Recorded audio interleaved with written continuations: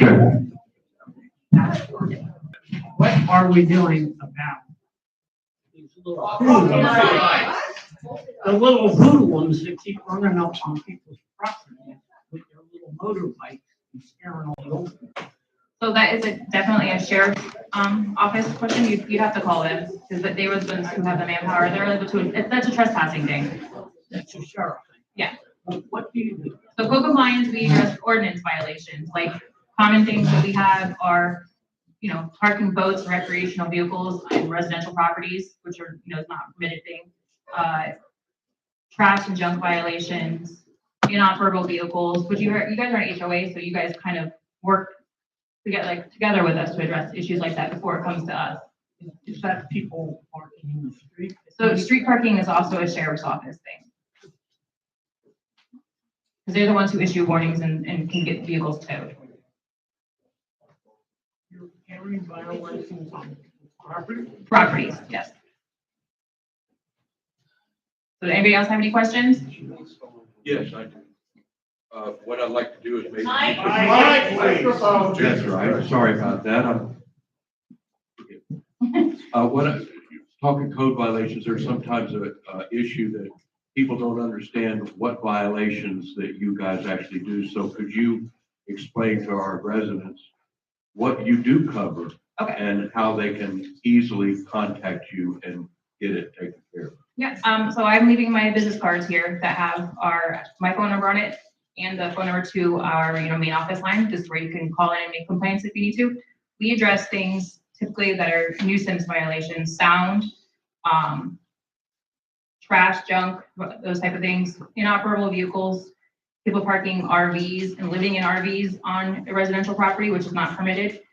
There are exceptions when people have applied for a permit, but it's very temporary and it is specified in that, but that's not a common call that we get. It's a lot of trash and junk, and we do get noise violations, but I don't have an issue like that in your all neighborhood, because you guys are, like I said, you are HOA based, so you guys kind of govern or police yourselves before it gets to us.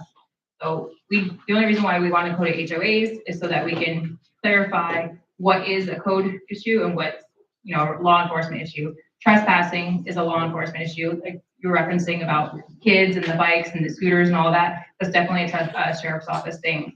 Parking vehicles in the roads, that's definitely a sheriff's office thing. What I've had questions about street addresses, that is something that we address. So it is an important thing to have your street numbers visibly either on your mailbox or on your house. I see some people do it on their driveway, it's painted on. That's also fine. Just some way emergency vehicles or any type of EMS personnel can see or find your house easily. Watering restrictions, that's not a code thing. That is actually a utilities thing. They do have their own department that is geared towards monitoring people using excessive watering days because it goes by your street numbers. That is a common misconception with code. Does anybody have any other questions? You said about trespassing, you said that's the sheriff, Yes, so we would call them and the sheriff would come out. yes. And I unfortunately, because of the call volume with sheriff's office, you might not get somebody in a timely manner. So when the incident has occurred, may not be when they get out there. So it's hard to sometimes enforce those unless it's a reoccurring thing. But yes, they are the ones who issue trespass warnings and enforce them. I have a question because we're asked it constantly. If they do call you with a concern, do they have to give their name and number? They're very weary about that. I'll rephrase it. She asked if you call and make a complaint with us, my department, if you have to give your name and number. So yes, it is not anonymous based anymore. You have to confirm who you are because it has to be confirmed identity of a citizen of Propasco. So we do ask that information. It's going to be your name, phone number, or an address, or any variation of the three. So yeah, no more anonymous complaining. So are you doing the code violations for like roofing and windows and? So that would be stuff? no, that is building department. We do violations that are public nuisance, health and safety hazard, types like that. So if it does come in a concern about roofing or building, it sometimes gets misassigned to us. So we do go look at it, and then we get it to the correct department. Okay, what about adults parking? So Are that, people allowed to park, allowed to have parties? so yeah, you can have parties, and there is noise ordinance violations, so we do, to a certain extent, address those. It's because of, sometimes they're not occurring 24/7, it's hard for us to address it. But yes, it is, we do enforce noise violations. I mean, there's people sometimes setting off fireworks at 4 o'clock in the morning from 2 to 6. So that would be, I would say, call sheriffs first. And if it's something that occurs at a scheduled time, then we could try to monitor sound, like if it's an ongoing issue like that. So it's kind of hard to monitor stuff like that for us. Anybody else? I have one. Is there some type of literature that you guys have that citizens could have to say, okay, I've got to call this one for these, I got to call this one for that? I know, it would Because be, it seems it like would be really easy. everybody's pointing Yeah. at somebody else. for Correct. these things. so yeah, I am actually doing that with my department. We're trying to do like a, like a pamphlet type thing, or like where to send you. Because it is not always clear cut as to what department does handle what, because you call customer service, they most likely have the answer, but sometimes they do send you to the incorrect department. But we try to put like what exactly are our top stuff in our department that we notice, so we have a quick reference there. So we are working on getting a new one out. Our other one's kind of outdated.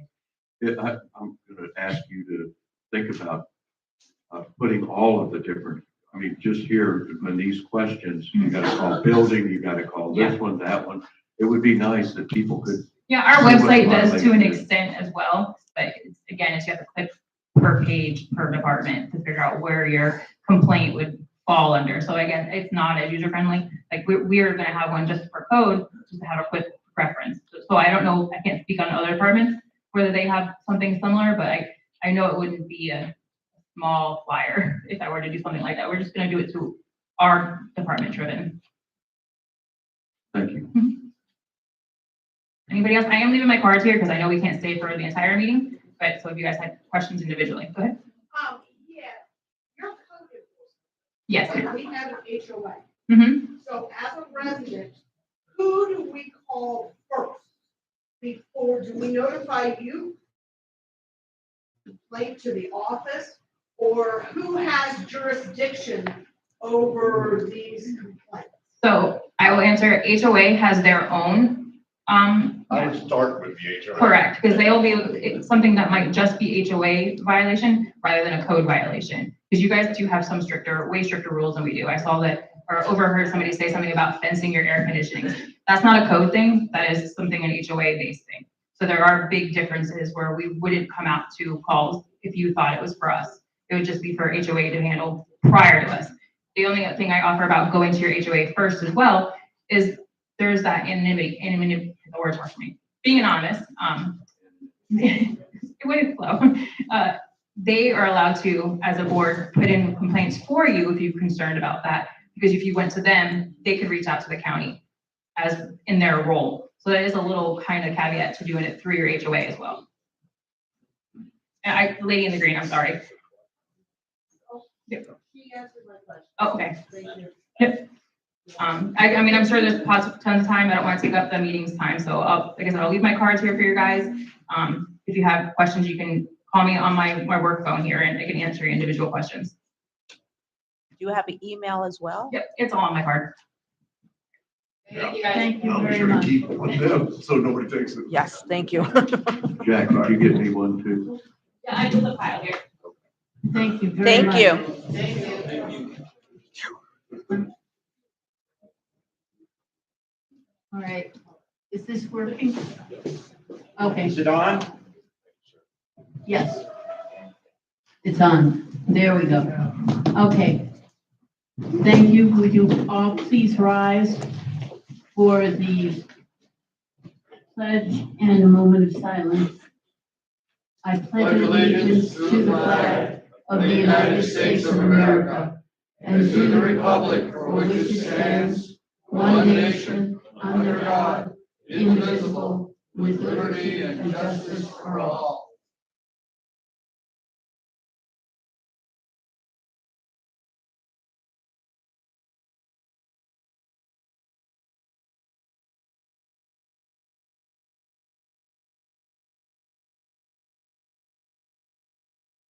Thank you.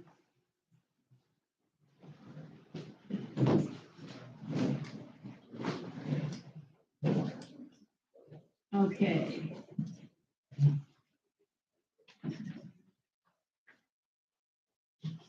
We'll start with roll call, Debbie. Yes, ma'am. I have Eileen Dunn, Here. Paula DePace, Dave Kaufman, Here. Mike Delph, Here. Rick Agler, Here. Donna Mosier, Susan Muniak. Here. And proof of notice, Jack? We're supposed to Monday. Thank you. And we'll go to the, may I have a motion to approve the minutes? So moved. Second. Any corrections? Seeing none, all those in favor? Aye. Opposed? Seeing none, motion passes. Next would be the treasurer's report. Okay, as you can see on your little handout there, we're looking real good. Our expenses for the last couple months have all been in line. We're running about, right at $99,000 ahead of schedule for the year, so we're in good shape on that. Remember, we do use a good portion of that to contribute back to the funding for next year. We used $100,000 of that money for funding this year, so we're in a good place. That should help us as we're doing our next budget. We're going to talk a little bit later about moving some of our reserve funding money around so that it can make us a little bit more interest, but that's a little farther down the agenda. One other thing, I have a sign-up sheet that I'll leave on the table today. It's time to sign up for volunteers for our ad hoc budget committee. So I have a sign-up sheet. If you're interested in being on that budget committee for the 2026 budget, 2026, 2027 budget, sign up and it'll be on the agenda for next month to approve the committee members. And that is all I have for now. Madam President, Yes. before, I'm going to make a motion to I can't hear you, right? apologize. I'm going to make a motion to approve the treasurer's report. Thank you. And I'd also like to congratulate, I see under the popular operating, another 20,000 moved into the savings, which is apparently maybe part of your, I know you've been working on that. I want to congratulate this gentleman there. That's the purpose for me grabbing the mic. If you'll also notice that we went under total accounts that are delinquent from 85,000 down to 76,000. And again, may not be directly to Mike, but I know he keeps pressure on that. Okay, I have made my motion. Thank you.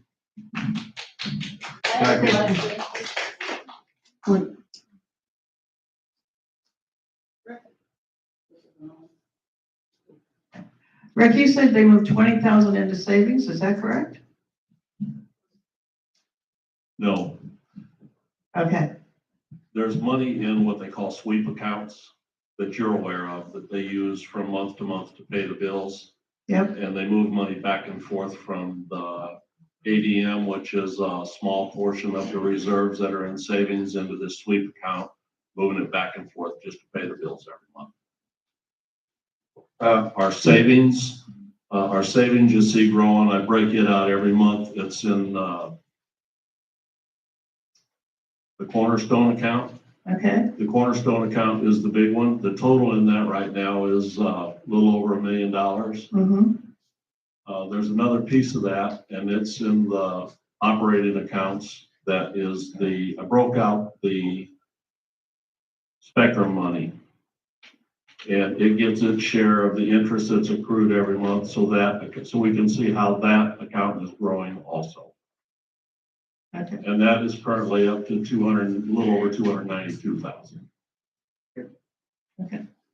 So the Cornerstone operating, the 292,000 is actually the Spectrum money. Yes, ma'am. Okay, I didn't realize that was being put into this account. I thought that was being kept for special projects that have to be done that are not, put into the, It's always Regular been in one. that account. It's never been, it had never been broken out. That was what you used to see on there every month. That was Yeah. 400,000 in and then 400,000 back out. Account, and it really wasn't 400,000. I think that was the original. That was the original amount. Okay, So Thank it's part of the total, but I break it out so we can see exactly how much we have there. was that considered in the budget when the dues was raised? To use the Spectrum money for it, Well, it seems to me it's part of this budget, is it? it was not considered to be used for dues, no. But it can be used off of this for anything? Employee project board deeds appropriate. We do not use the Spectrum money unless it's for some sort of special project or something that we feel that we need to use it for. Okay, We're keeping it as a way to earn money without having to go into, right, okay. okay. Madam President. Continue, I'll just, it's not restricted. So, board could change its mind and do what it wants with it. But I think this is a conservative board and that we're not gonna do it. Mike, under popular operating OP, and it says save, I thought that was a savings account and it went from 10,000 last month to 30,000 this month. That's where I brought it up. And it is, it is, So we did increase our savings in that part by 20 something. money got moved there. Right. okay. Yeah. Thank you. That's all. So Rick moved to accept it and I'm seconded it. Okay, any other board comments? Seeing no comments, all those in favor? Aye. Opposed? Seeing none, motion carries. Managers report. Jack, please. Good afternoon. On the week of December 18th, the guys worked on the source pump for the spa, trying to get it back up and running. The contractor ended up replacing the pump. However, the pump is now sucking air from somewhere. We have yet to determine where, but the spa is still running. The vendor is supposed to be out here today to do a pressure test on the pickup line to see if that's where the air is coming from. If it is, we're gonna have to dig a whole new pickup line from the pit over to the past the dock and back into the lake again. On the morning of December 18th, the main water line at Peach Community Center ruptured in front of the building. Pasco County came out, made the repair. We were without water for a couple hours and the county made a mess with their pumps trying to get it done. On December 19th, Richard repaired one of the urinals in the indoors bedroom. He put in a rebuild kit. December 21st, I received a call that there was a noise coming from the pool pit. Mike came in and found that one of the circulation pumps was down. Pool medic replaced the pump with one that we had in stock. We ordered a replacement to keep one in stock, as we've always done. On December 22nd, I met with another camera contractor and went over what we're looking for. I contacted the Florida Department of Environmental Protection based on some information David given me regarding the pond behind Palencia. This pond also has invasive weeds, which the department has informed the county that they need to remove the invasive weeds. This was after the county, after I talked to them over here where they're working right now by the maintenance shed, that they weren't doing anything else. Well, the EPA had kind words for them and told them they would be cleaning out the pond behind Valencia. But didn't, Richard replaced one of the pagoda lights that was missing on the walkway by the gazebo. We don't know where it went. It just disappeared. WHM demolition will be here the week of the 26th to complete the parking lot modifications over here, taking out the curb, the mulch, the gravel, and concreting that whole thing in. It'll take them a few days. They'll try to obstruct the parking lot as minimal as possible. On January 7th, the guys started prepping the dock for painting. It has been totally repainted. The deck has been totally repainted as of now. January 7th, the office AC quit working and contacted Amen Air for service. Turns out the drain was plugged. Nelson cleared the blockage. Normally when your drain plug gets clogged, the thermostat will go blank. Well, our thermostat didn't go blank. It had battery backup, so it wouldn't go off. So if I had seen it go blank, I would have known what the issue was. But we had to call them in for a service call to figure out what was going on. Nelson rewired the ceiling lights in the room between the ice machine and the kitchen to be LED as the ballast had gone bad on the old fixture. Richard installed new chlorine feed line adapter to the spa plumbing as the old one continued leaking despite efforts to repair it. Nelson has replaced several mailboxes already this month. Richard replaced a faulty solenoid on the irrigation valve that quit working. We ordered new battery and pads for the AED that stays in the lobby as the battery was getting weak and the pads have expired. The new pool vendor I put here January 19th, he actually started today. And I had to go out there and double scrub the tile because that's my pet peeve, dirty tiles. On the 15th, the guys covered the tender plants in anticipation of the Friday morning freeze. All plants made it okay. Mike's been doing some touch-up painting around the inside of the clubhouse. Violations, 24 closed, 94 new. Okay. Art committee. I have a question for Jack. We seem to be going through a lot of pumps, and we had replaced all of them, I know when I was on the board, which was not quite a year ago. And is anyone maintaining the pumps in between? Because when the fence was down, I looked and there seemed to be a lot of calcification on the pumps, and the one that did go, there was a blue towel under it because it was leaking Where is this, over here? in the pump station, right here, outside behind the. That was probably where the adapter line that I was talking about Richard fixing, that was dripping and leaking. But these are, I'm talking about the pumps. Are they ever checked? Are they ever regulated? Does anyone maintain them? We actually, on the new pumps that we These have are right. now, on the new pumps that we have now, Yes, there's a phone app that will give Richard a warning if something goes wrong with those new pumps. okay. So, but there's no regular maintenance done on There's any no of the real machinery maintenance. there? They're all sealed bearings. You don't grease them like you did the old ones. They're all sealed bearings. They just run until they quit. Now, the source pump that we just replaced, that has never been replaced before. The one we just replaced on the pool was one of the old ones that hadn't been replaced before. Over at the pool, we replaced the source pump for the Geo, but we hadn't replaced any of the circulation pumps yet.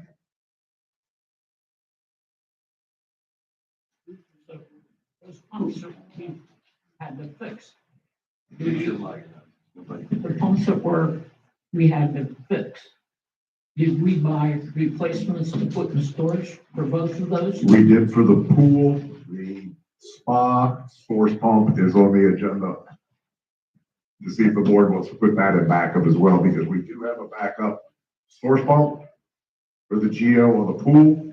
We do have a backup pump which will run the circulation of the pool and the spa. They're universal. They'll work on all of them, but we do not have a backup for the source pump, the Geo on the spa. One quick question, Dave Teller. How come that fence is down? It's been down for quite a while, and it looks like hell. And besides that, you talk about somebody maybe getting in there and doing some damage with the fence down. Can we put the fence back up? The contractors was supposed to be here sooner, but he's supposed to be here today to do the pressure test. He needs the fence down in order to get to the pump, which is right against the fence when it's erected. So I'm just hopefully afraid they that can put it back somebody's up Yes. either today or tomorrow. Okay, good, because I just afraid of vandalism or something. You know. A lot of money there. You're right. Go ahead, Tanya. Tanya Minkley, Art Committee. The committee reviewed 30 ARCs this month, 28 were approved, and we sent 2 for you guys' final approval. Okay, can I have a motion for the 28 that were approved? So, Second. Okay, Debbie will straighten out who's what, who's first and who's second. Any questions from the board on the ones that were approved? All right, may I, all those in favor? Aye. Opposed? Okay, now we can go to the 2. 8314 Winding Wood. We're going to use the architectural guidelines, section 13B1, for the portable dog pen.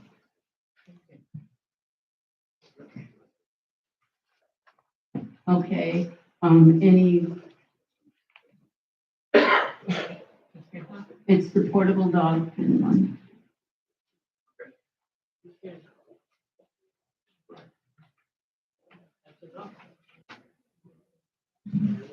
so is this like a fence? Pretty much. It's going to contain the animal to an area, so therefore that falls under barrier, which barrier is fence. So Is it an exercise pen? No, it's for a dog. it's called a doggy playpen. It's a dog playpen. How thick is the wire on It doesn't matter. Fences aren't allowed in the senior section. That would be technically a fence and a barrier. It's a barrier to keep something in, therefore it's a fence. Questions? When this type of item, is it kind of designed to, like, you got your dog there for the afternoon and you can put it out, but then you gotta pull it back in? Is that what that? Okay, so, designed to be? Okay, so here we go. We're gonna go, page 6, section 13, fences, definitions. Section A, number I. Fence, a barrier, railing, or other upright structure made of wood, wire, or PVC enclosing an area of ground to mark a boundary, control access, or prevent escape, to define a boundary line, height than 12 inches. So by the definition of fence, it's going to be used to keep something from escaping the dog. So therefore, it falls under definition A. And we'll go to B, fences are not permitted in the senior village. We'll go with letter I. All existing fences. There's no existing fence there, so. Question. G in there. Is this thing permanent in the ground? No, but they can't guarantee they're going to take it in every night. Fences are not allowed in the senior section. Barriers are not allowed in the senior section. But it's not along the boundary of the property, That doesn't matter. according to the, It's still going to be used to keep something from escaping. Therefore, it is a fence. is that part of the, what you just read there? Does it say? It's in our architectural guidelines. I'm just asking you. It's in the guidelines. Mhm. Okay. Under definition And of we- fence, anything used to keep. Hold on. Okay. We'll take comments from the audience on this after the board is finished. This is, okay, okay, everyone, please be quiet.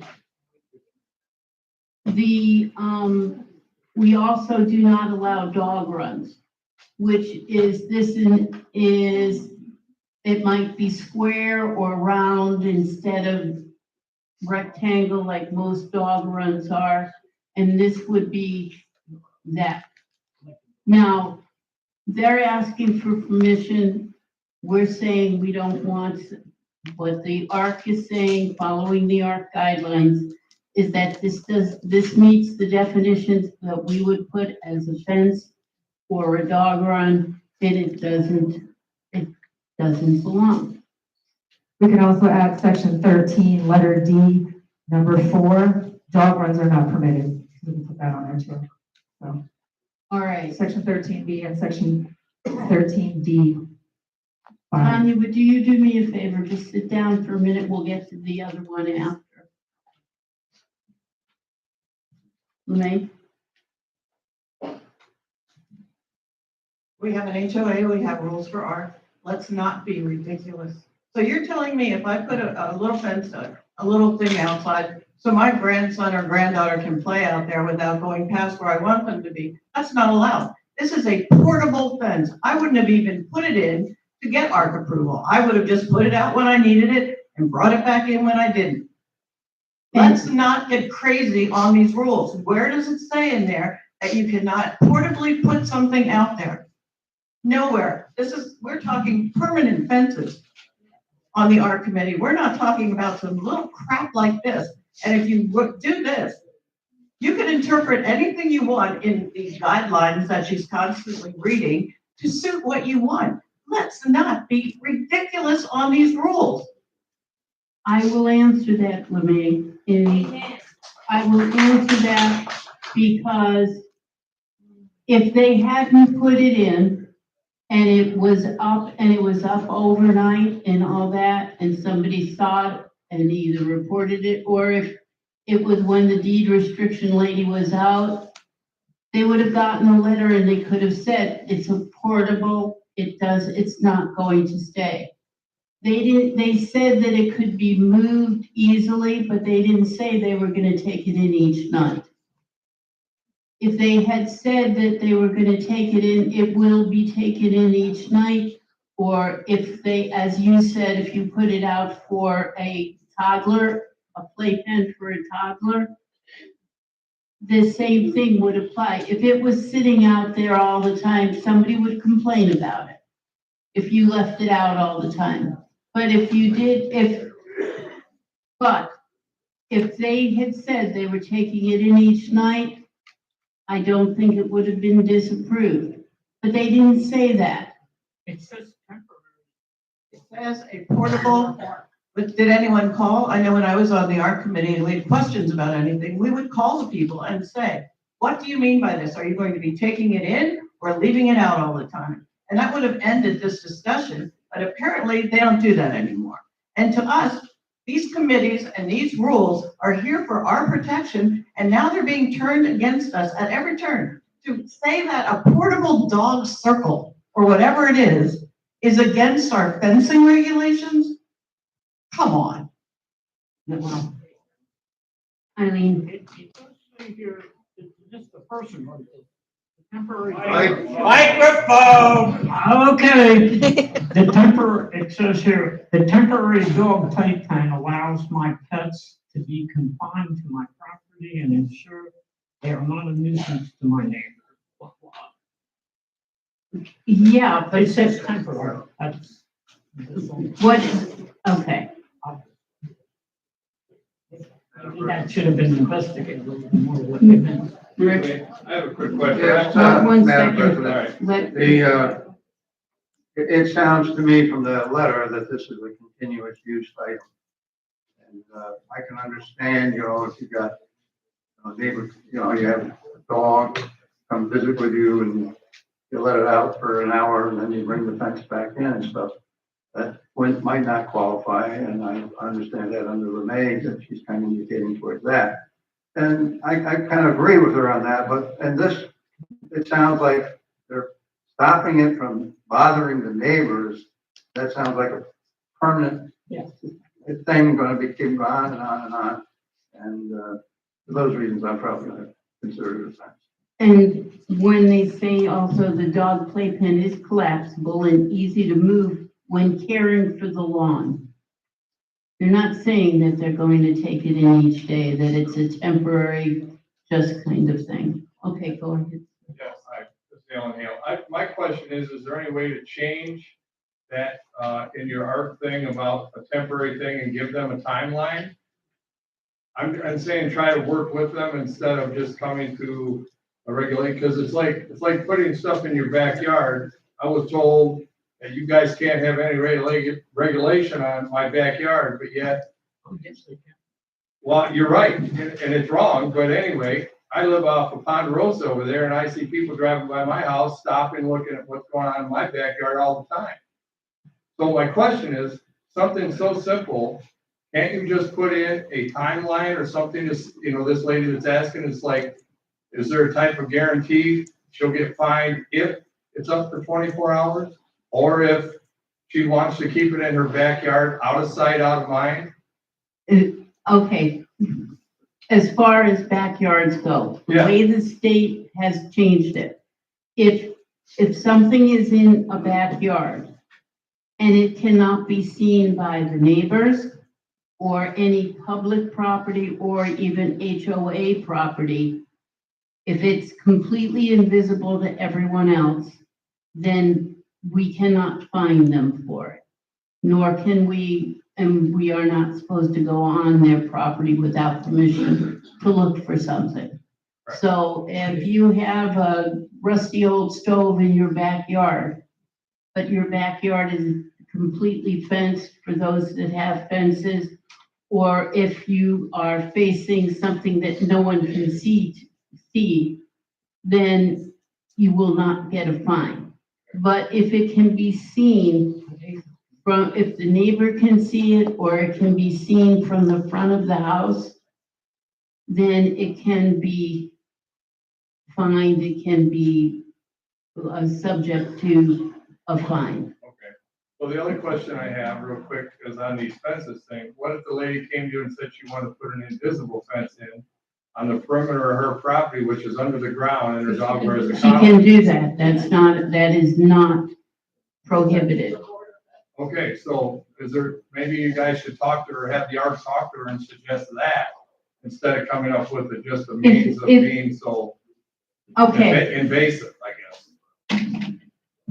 if somebody were to come back, if this woman, and who I know, but I haven't spoken with her, if she were to come back and say, if I am going to take this down each day, then it would be, no one, quote, we wouldn't see it, we wouldn't know it. But if she, from the way it is worded, this is not what it's saying. Right. It's saying it will be easily removed for lawn care. Well, so once a week, she'd move it to mow the lawn, or whoever mows her lawn. Right. But what I'm saying is that if you put that wording in the ARC guidelines as well, wouldn't it be easier for me to ask you that? I wouldn't even have to ask that question. You would tell me it's an HOA requirement, that I'm gonna leave my dogs out for an hour or two, and when the dogs come in, the fence comes down.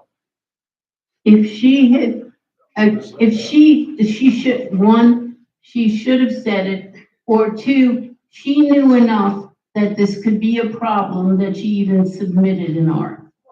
Well, that's, I think we're all supposed to submit. I had to submit an ARC on my pool. Even though you guys can't stop me from putting a pool in, I still did follow the regulations to get complied by the board to have a pool put in my backyard.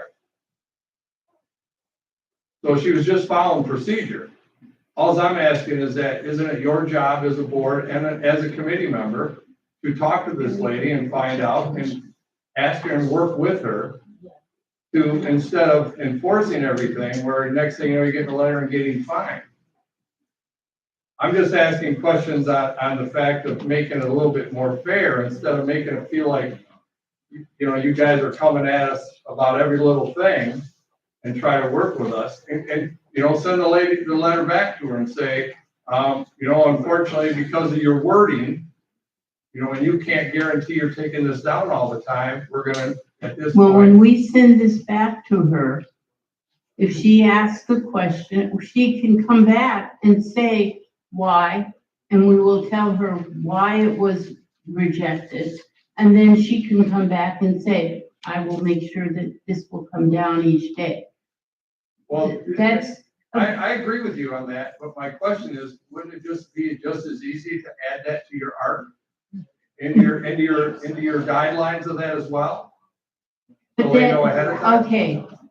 As you all received a postcard about the ARCs today, to change the ARCs, we have to notify everyone, we have to send out the cards, we have to do it. So the ARC is not changed very often. We can't just, the board can't just say, we're going to add this to the ARCs. Okay, because I've been seeing a lot of changes and things being put on the community posts about your guys' guidelines and everything, and then asking questions of people on that committee or whoever's on Facebook, what their opinions are on each section of your guys' guidelines. Excuse me. One second.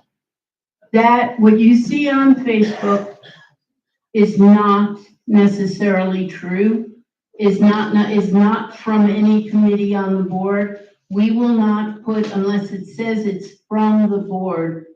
If you see something that is actually from the board, it will have either the board member's name and the reason that it's on it or not. If it's from someone else, it's their opinion, which they are completely entitled to and all. But if it's from the board, and it will be on Timber Oaks 2020, or it will be from, it will state that it's from the board. And if you have a question about something that is what you feel is from the board, call the board member. Okay, thank you. You're welcome. And And Osega 14116, to change the ARCs does involve quite a bit, but the board has the authority to make and change rules. Can the board not just make a ruling that temporary structures could be allowed for certain periods of a day, 2 hours a day or whatever, but must be removed daily?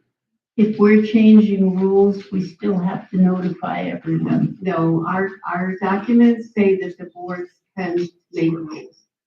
No, but I And it believe. doesn't say anything It doesn't- like changing an art.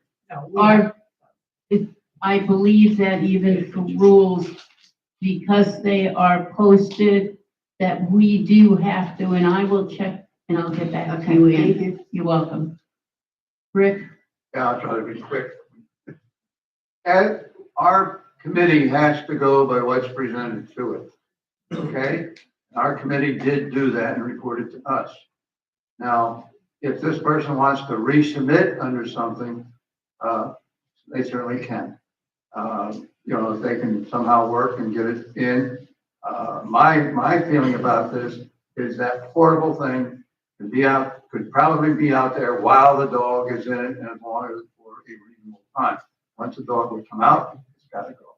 But that's mine. Now, whether you'd all get all, there's more majority in that, but our committee person has to make the judgment on what is presented to that as a committee. I won't say her or him, but it's a committee. Thank you. Okay.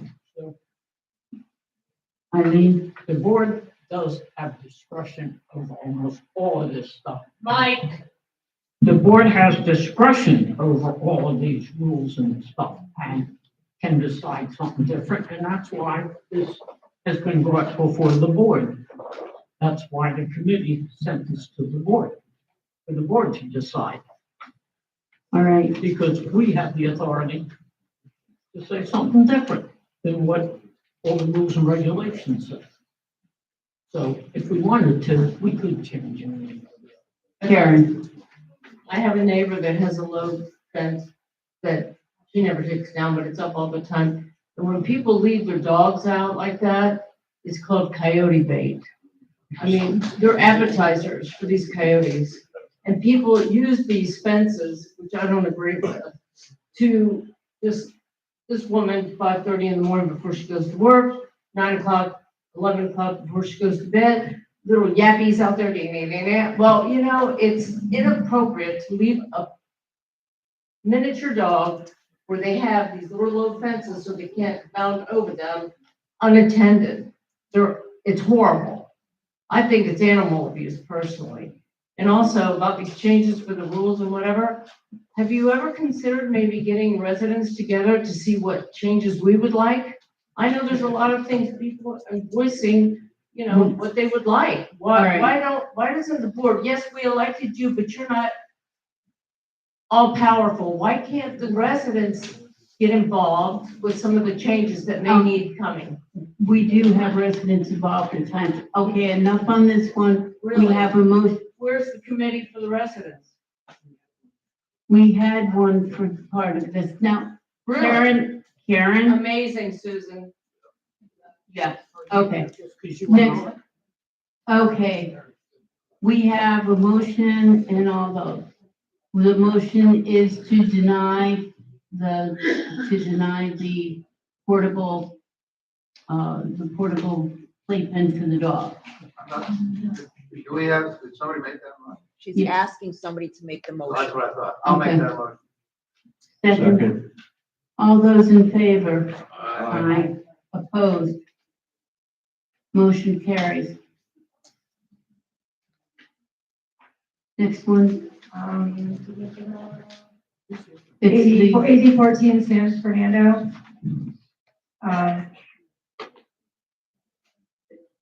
We're using section 18, letter G of the ARC, and section 12, letter F of the covenants.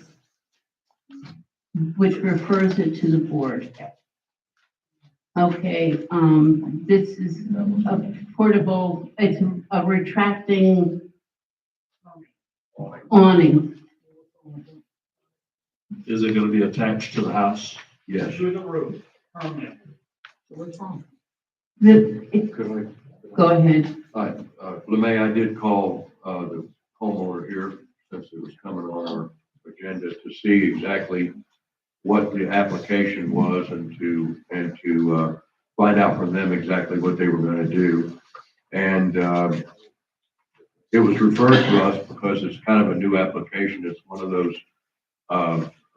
awnings that actually retracts when the wind is like automatically operated and retracts automatically. And it didn't exactly fit into what the categories were here, but after talking with the homeowner, I was satisfied that, I would be able to, authorize them to be able to have this. Eileen, We approved one, I think someone from the condos did that a few years back. One before the board. There are others that are here in the thing. This just says in the art guidelines to be referred to the board, and the covenants to be referred to the board. So it's referred to the board. So don't automatically assume if it's referred to the board that the board is gonna say no. That's not what the reason is. It's just that it needed to be because it's something a bit different. And we are just checking that it's attached to the house and that the owner knows that it needs to be attached to the house. Rick? Madam President, to get this on, I make a motion that we approve the awning. I second it. Okay, any questions from the board? If not, all those in favor? Opposed? Nay, seeing none, it is approved. Thank you. Okay. Correct.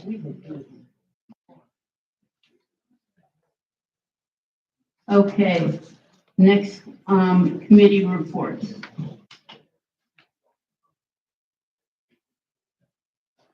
Ann Singer representing the Fines and Suspension Committee. We had 5 violations received, 4 were corrected, and 1 violation enforced. Okay, thank you. Madam Next. Rick? Yes, I am the Fines and Suspension Committee.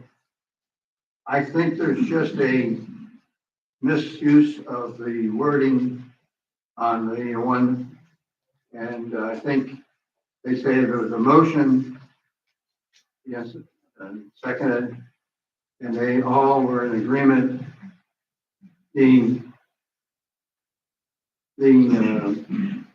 Actually, this was a item referred to them by law, but by the board, and they have, their motion actually is to either approve or disapprove the board's action.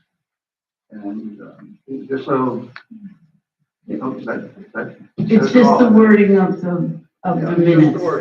So it's a ratification of what we. Yes, said, the- As opposed to them finding them He's just correcting the wording in the way the written report was, but with the way, Ann stated it, she, said they upheld it, so she's fine. Could you send a notice to the secretary of the Yeah. committee then to, you know, I correct will. her? Thank you. Okay, thank you. Hi, Beth Hudak, Live Oaks president. We had our board meeting on December 30th, and we've reviewed and rescheduled a few things for 2026. The volunteer tracking is in place for 2026. Our ticket sales lottery process has proved to be efficient and successful, so we are continuing that process. Our next Live Oaks board meeting will be January 27th. Are there any questions? Dina, thanks, Beth. What happened with Music on the Lake? Could you have it in here or out there? Had it out, even for last Oh, night. you able to work that out? And it was Okay. very well attended. All right, any other committee chairs here? Thank you. The library. Yeah.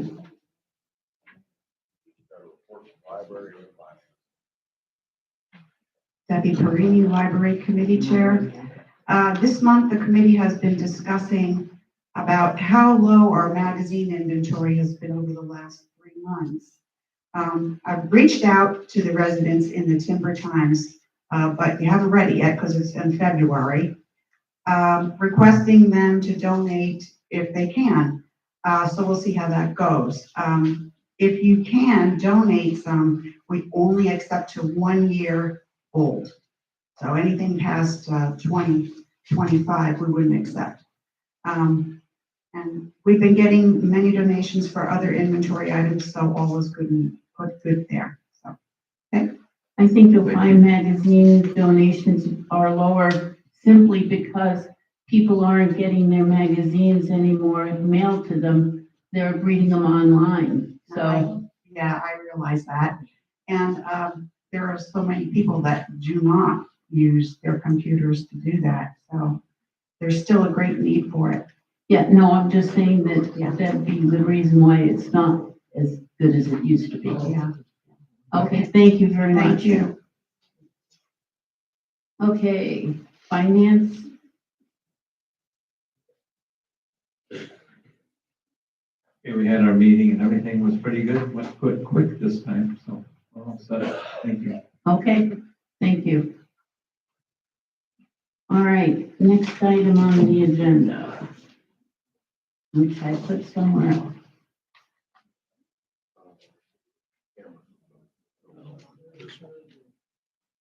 Oh.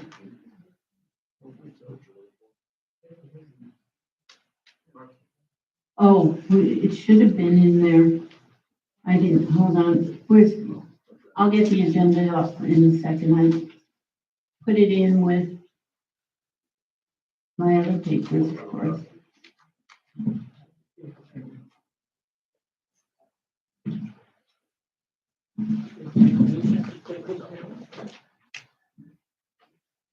Who has their agenda? Oh, thank you. That's what okay. Yes, that's it. Would you? I'd like to make a motion to rescind the motion that the board disapproved at the December 17th, 2025 meeting for an architectural request of a fountain and to approve the original application for 8026 Little Doe Court for installation of a front yard fountain as submitted. Second. Any questions from the board? Yes, Madam President. What have we based this on? I think we should state legal opinion. Well, that's why I wanted it to say, I want to get it in the record that we have a legal opinion saying. Because that we there's should do nothing in that. the documents that specifically addresses a prohibition of fountain. Okay, Just say it again through your microphone if you would, please, Jack. There is nothing in the documents that specifically states a prohibition of fountains. It is not addressed in any way, shape, or form. That's why we had to rescind this motion and correct it. Well, there's nothing about. Well, Madam President, it's my understanding that we're presenting that based upon our legal counsel advice. Yes. Thank you. All right. Any other comments by board members? Seeing none and no one standing at the, go ahead. How is the statute in this any different than the pet playpen in offense? Could you use the mic, please? I have the mic here. The play, how is this different than the pet playpen being a fence versus One fountain being a statue? I mean, it's what you want to call it. What are you gonna call a pet playground? They call the pet playpen a fence. Right? Because our, we're calling a statue a fountain. oh, no, because in our guidelines, we have a definition of offense. And the our guidelines, we definition, have no, we do not have a definition. There's no definition of a statue, and there is no definition of a fountain. Eileen, there isn't. Okay, there's no definition of those in there. So that's why there is a definition of offense. Okay. Why isn't this fountain a bird bath? Let's, Eileen. You can't hear us. Eileen, let's just move on from this. We're rescinding the motion. If you're against rescinding it, you can vote no. All those in favor? It's not a bird bath. Aye. Aye. All, because it's running water. All those opposed? No. The rescind goes through. Okay, ARC policies. Okay. We had a committee of residents that went through the ARC with some, and it was a small committee to make it run faster. And we have the changes, and I'm going to do this by the page numbers of what is changed in the ARC, just so that we can have each thing, so we're not talking about 5 different things at one time. The first, I would like a motion for what is on page 3, which you should all have a copy of it. Were there copies at the table? And you were all given to where they were. There are on the back table, there are copies of these changes. Did someone just picked one up? Right, he just went back and picked one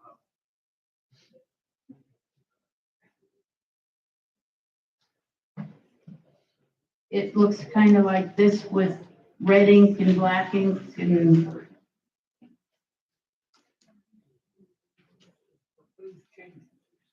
Correct.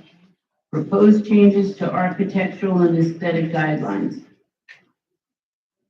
The first changes are on page 3.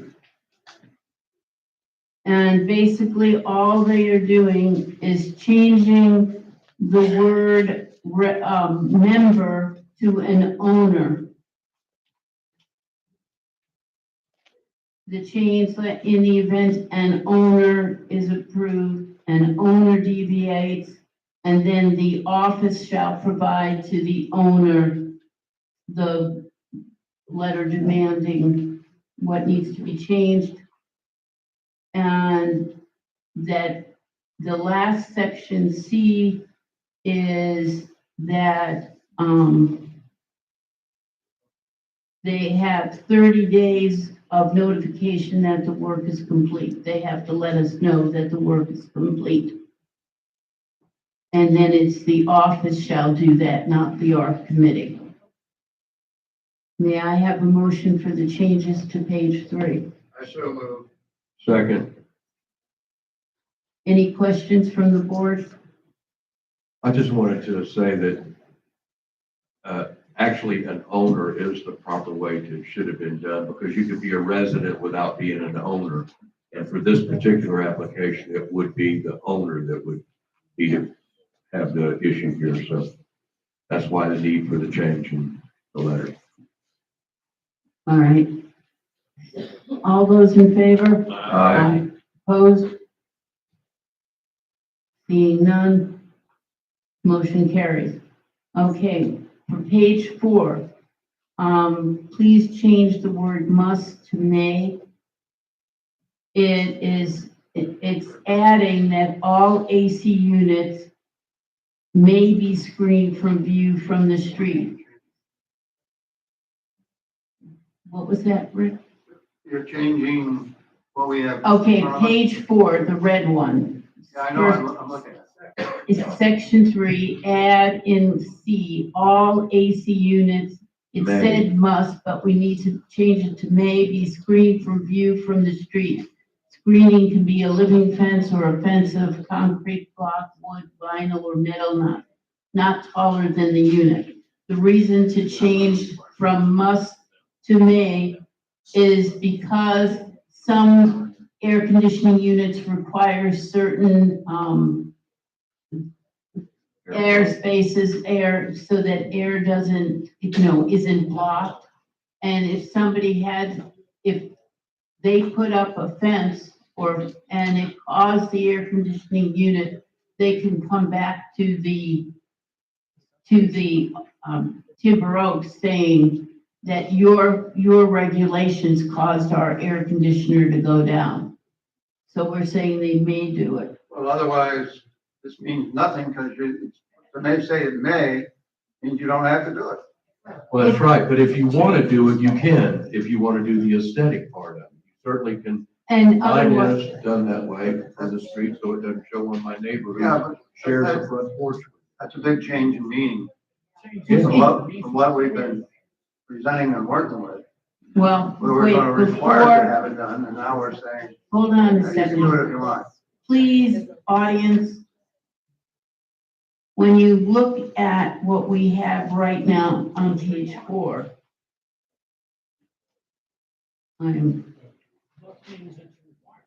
must means it's required, but on page, on 4, it doesn't say anything on it. It doesn't have anything right now.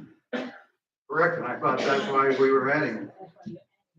We're adding it, but we're putting in may because of the fact that it's also, we're putting in what it could be. And actually, We are affecting something. We're making it so the art committee can approve if somebody applies to have that done. Exactly. I understand that. But I thought the meeting had gone along, most of the discussions that, it was must. And that we But wanted to do we're- that because there's people that don't have them, they have them just sitting out. And that'll be allowed to continue. now, the concern from the office, and this came from the office. What's the office? Okay, please, everyone, please stop talking. It's hard for us even to hear each other when there's noise coming from the audience. Hey, Rick, I had a discussion with Sue about the air conditioning and what the language read here. The concerns were that if we told somebody that they had to put a fence, a hedge, or a wall around their AC unit, and if they put it too close where it couldn't properly breathe and it overheats, they would come back on us. So hence the word change to may. When did we change? I'm changed, I am the one, after talking with Jack, to change it. We basically don't Dave? even need this in here. I just wanted to say that, there's some homes in here, there's a couple of people sitting on this, at the tables here, that have never had a barrier around their air conditioning unit. The homes here are 40, 50 years old. Well, it wouldn't apply to existing, only new units going This has been. Right, but if you want to be able to do that, my garage where my air This just gives you a conditioner. guideline of what you can. Right, but my garage where my air conditioner sits is next door neighbor, her front door's right there. And so to have that barrier there kind of gives her front yard without having mechanical equipment shown. So we've chosen what was there when we came, and we really want to expand it, make it a little bit higher so that she doesn't have to look at it. But if you don't want to do that, you don't have to do that. But it allows you, when you put an arc in, if you decide you want to put something around your air conditioner to make it aesthetics, or to put your garbage cans behind so you don't have to look at them, or your neighbor, you have the right to do that too. So really it expands it. And the reason for putting it in, even with May, is because we have a prohibition against fences, and this would be. That's. This- Hi, Madam President. Go ahead. I'm for passing at least this with May in it, so you're allowed to do that. I want to make my position clear, but I think it should be must, because I see a lot of air conditioners just sitting out there. And I think I'm going to say an upper grade community, which we try to be, that it should be there and should be blocked. And that's why, so you understand, I'm going to vote yes, even if it's only, if you decide to have it in May, but I would rather vote yes for must, okay? I don't need to. The reason for changing, you now know the reason for changing it to May. And the reason to keep it in is that we have a prohibition against fences in the senior community. And then somebody could say, this is putting up a fence. What did we advertise? That doesn't work, we can change at this point. This is the time that we can change what we, as far as the ones we have. Madam President. Yeah. Just so everybody knows, I live in a neighborhood that my house was built in 1977. And there's a whole bunch of houses in my neighborhood that don't have anything, none of the little blocks or dividers or anything like that. I chose to put a plant out there in a big pot to kind of hide my garbage cans and air conditioner. I had a question asked of me. I didn't know why at the time, but somebody asked me a question. Hey, if somebody comes along and says, you have to have a fence in front of your air conditioner, what are you going to do? And it was pretty easy. I said, well, guess I'm going to put up a little cover around my air conditioner. But, you know, I'm actually glad to see it saying May, because, you know, if you want to put one up to make it look nice, this makes it easy to do that. And if you've never had one, and like most of the homes in my neighborhood have never had one, but you don't have to. Okay, before we get comments, which we will, before we get comments, can we have, I'll get to you, Eileen. Did we make a motion? No. We need a motion before we discuss. I make the motion, we accept it with the change May. Second. Okay, Eileen? I live in the same neighborhood and I didn't have anything either. Please speak into the mic. I put a plant there, and when we had the hurricane stuff, it got wrecked. So then I went and put up, and my neighbor has a stone wall like in front of his air conditioner. Some people have different things. And so I put up like a half wall. I don't call it a fence, but it cost me enough to do that. So, I mean, the cost sometimes can be a bit expensive unless you can do it yourself. All right. Thank you, Eileen. Marion Evans Benton. I thought the purpose of that fence or whatever wood or concrete would be so you wouldn't see it from the street being unsightly. So like he has, I know some people that have plants. they're not, just like the garbage cans, you're not supposed to see them. That's what, aesthetically we want. So by taking may and instead of must, a lot of people don't have that, and you do see that, which I think is ugly. I have a fence on mine. When we moved in, we got the plastic one, and you can move it as far away from the air conditioner as you want, but to take it out, that leaves it open to everybody seeing unsightly air conditioners from the street or from your side of your house, like you said, Dave. So, just a comment. Thank you, Mary. I'd just like to comment that not all these houses were built the same. Some of the homes over, I'm in Forest Green, the homes, the air conditioners are right outside the van door to the garage.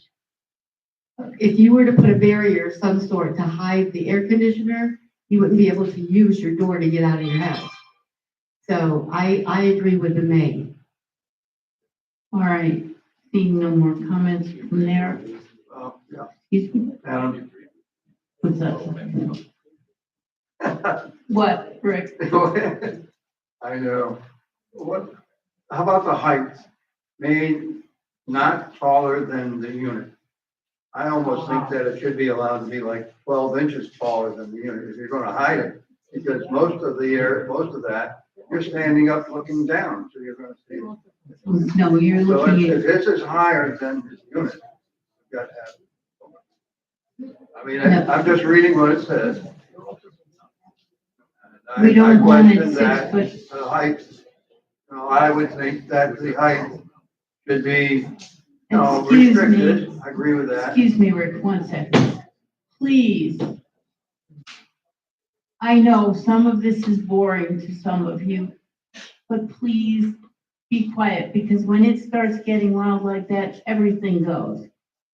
People in the audience who want to hear can't hear, and even up here, we're hearing all the nonsense.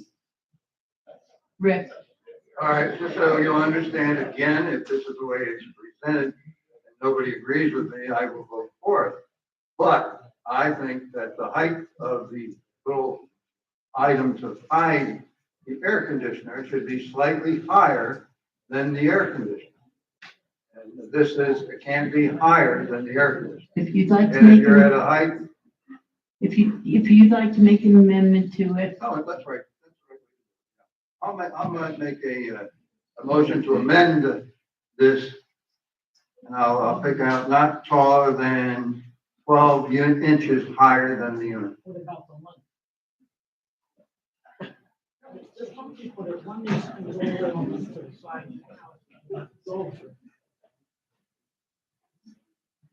I don't have a second on the amendment, so.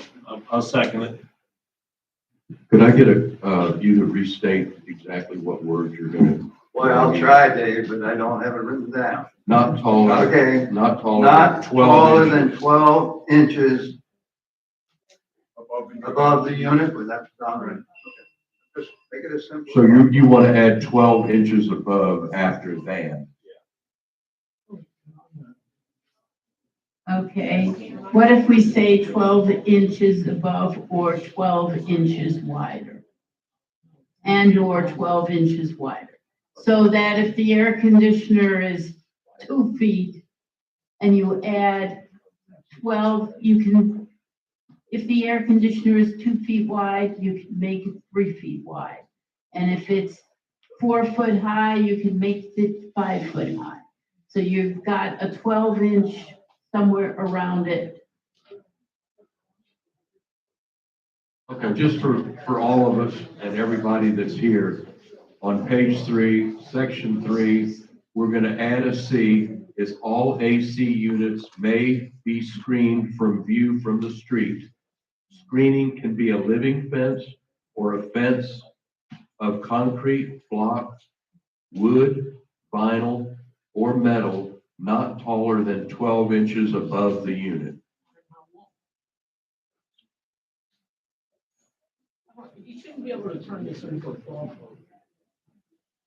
It wouldn't be a dog. No, I'm saying, how long? Well, I said that it, and that's why I was adding more 12. President, if you guys have You want us can, to go home. We are on the microphone, so I don't know how you call. we are Okay? on the microphone, and this is a business meeting in front of an audience.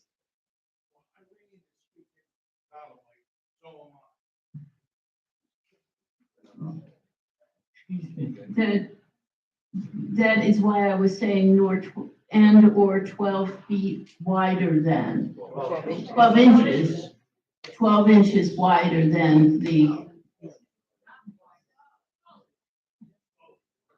Excuse me, the motion will be not more than 12 inches higher and or 12 inches wider.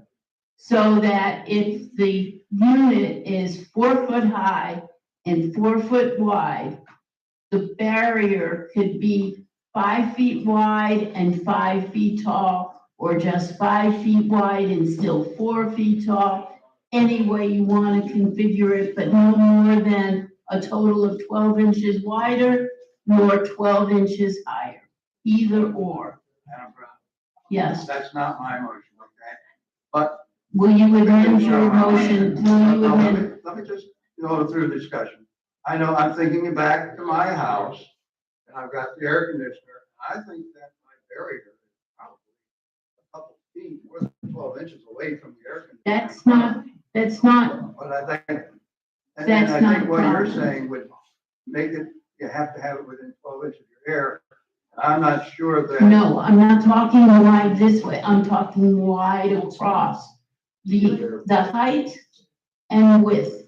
I'm not talking The the width distance. The width of the fence? Yes, Well, the width of the barrier, then you're adding on that. But let me just make sure I get it straight. That's all I'm trying to do.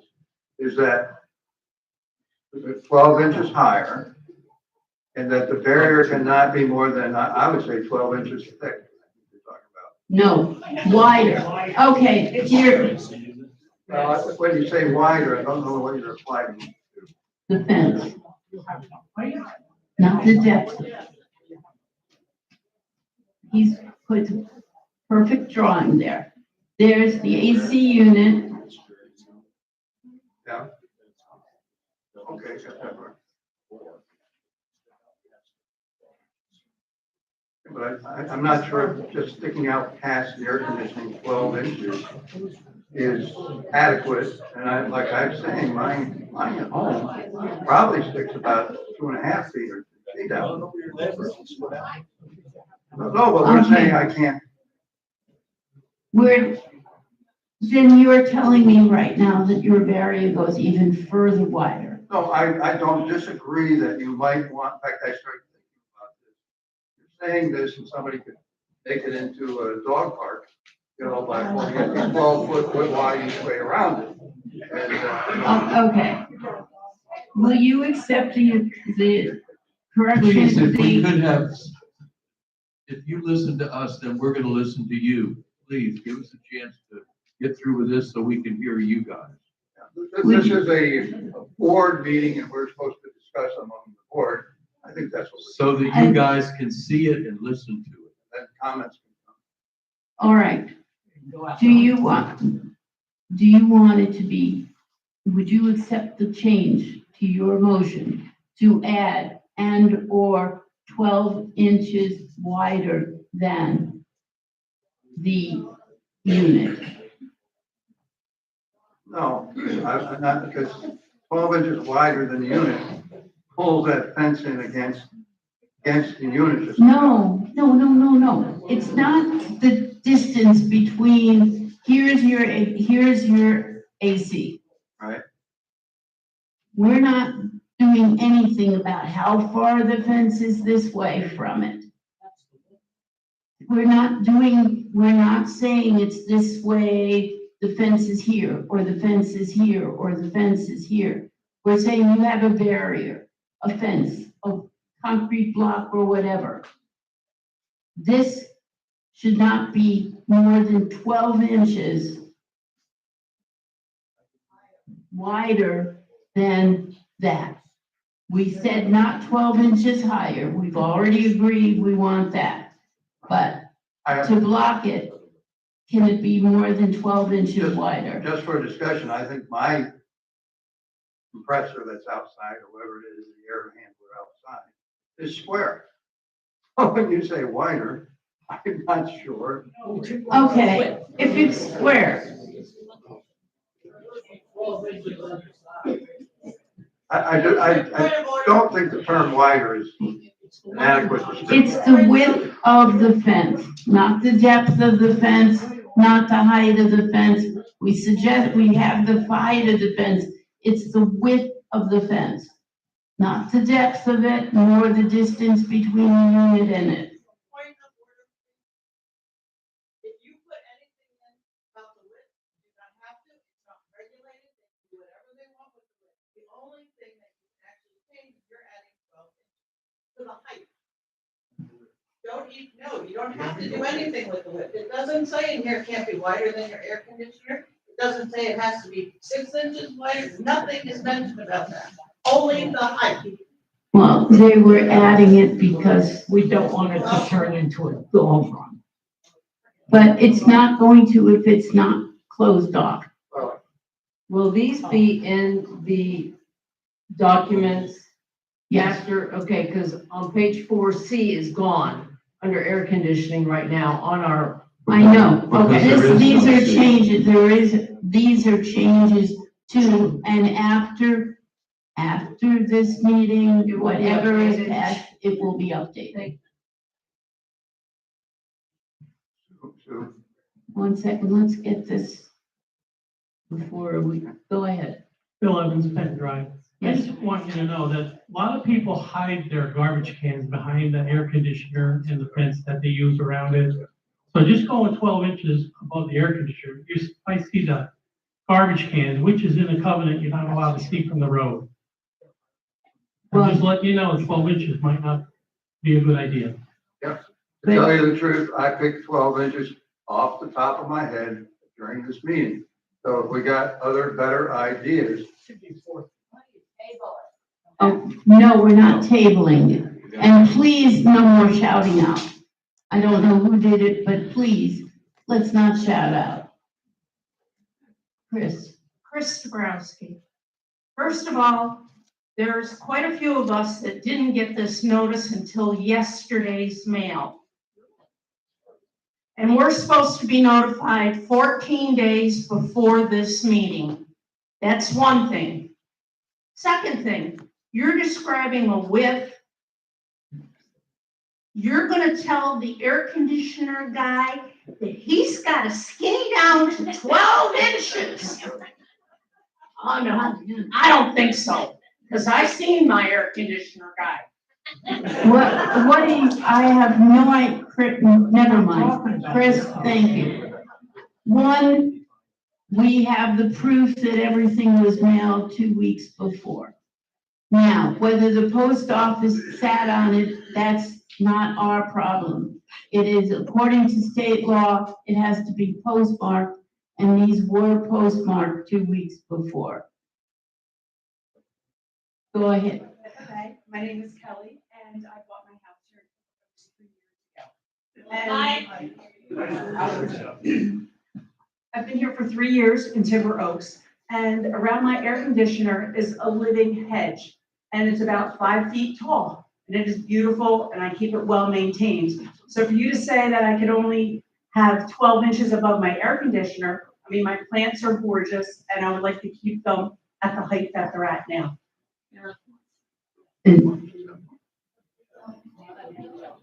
Okay. Board. Thank you for your input.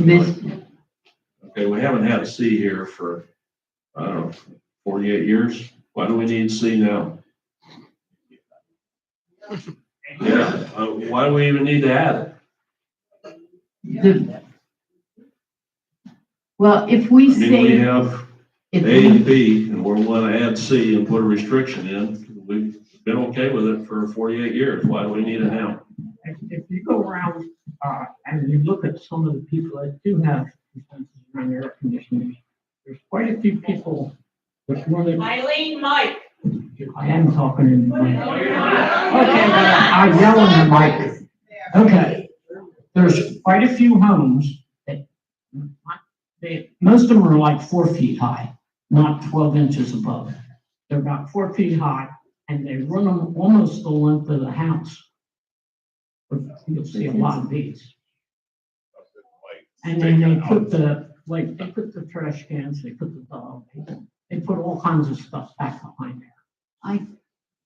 I can answer why they put in the C. So that if they do put something up, if there is something up, it will be one of those things. It will either be a fence of concrete block, wood, vinyl, or metal, or a living fence. The reason was that they don't put something else up. Like what? Like plastic trellis that is with, all sorts of,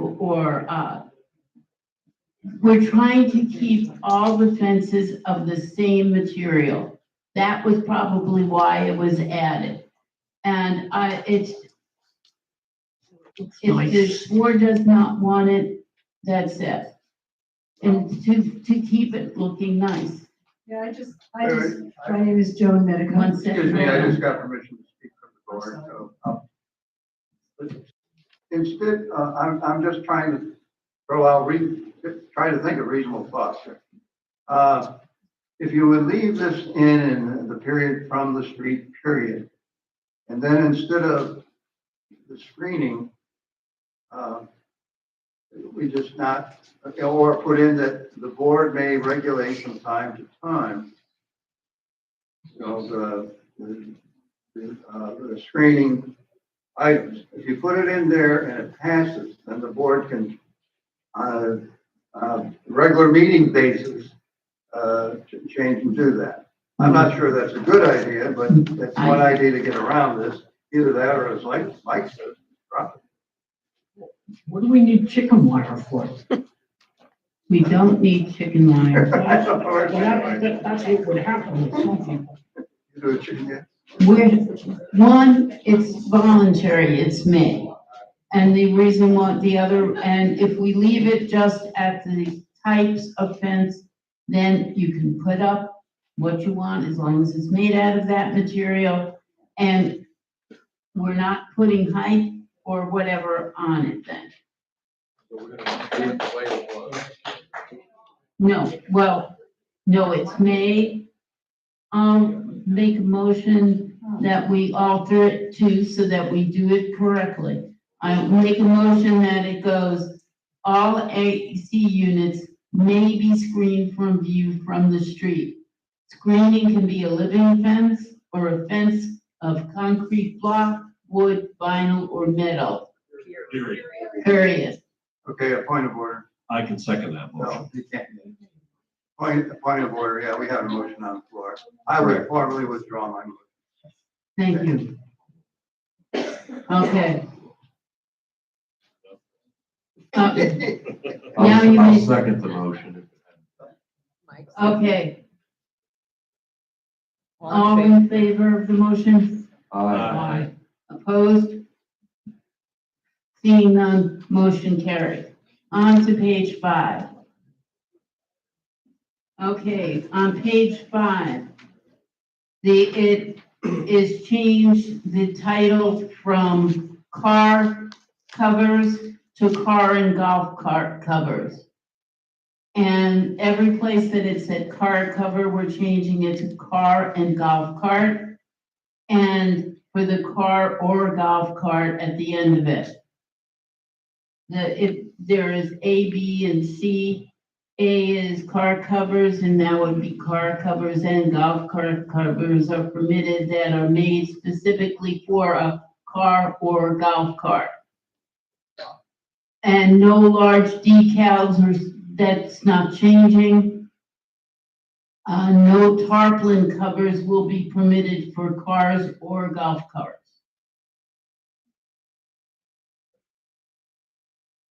May I have a motion? I make a motion, we accept it as changed here in the new document. Any comments from the board? Oh, second, please. Thank you, Eileen. All those any comments from the board? Seeing none and seeing no one at the podium, all those in favor? Aye. Opposed? Seeing none, motion carries. Okay, page 6. On, section, we just did page 5. Yeah, but we did. Section 8, Madam President, page 5. Okay. Section 8. Section 8, I'm sorry. Section 8 in it. It should include, C, walkways and driveways located at the front entrance of a home that contain decorative tile, river rock, pavers, or concrete. And it should include driveways in C. So that if you want your driveway to be decorative tile, well, then decorative tile, river rock, pavers, or concrete, you can have it, any of those materials. I'm sorry, I skipped that. I make a motion, we accept it to include and driveways. Second. Any comments? Seeing none, all those in favor? Aye. Yep, motion carries. Section 9, we're renumbering 9B and C, just reversing them. In the renumbered 9C, which was the previous B, correct the typos of hide from hid to hide, if I remember that one right. That's right. And, the other is instead of hid, as well as are instead of and. It's just correcting verbiage. And in 9F, which is actually on page 6, change the second last sentence to read, all containers must.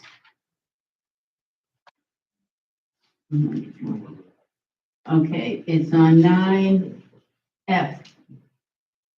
Only one container is allowed per unit, and the container must abut a wall of the residence other than the frontal wall. And vinyl units must be attached to the building. And it says all containers. You said something about vinyl things attached to the building. Yes, this is the vinyl containers that you can put, only one container is allowed per unit. And it says change the second last sentence to read all containers. The last sentence is that.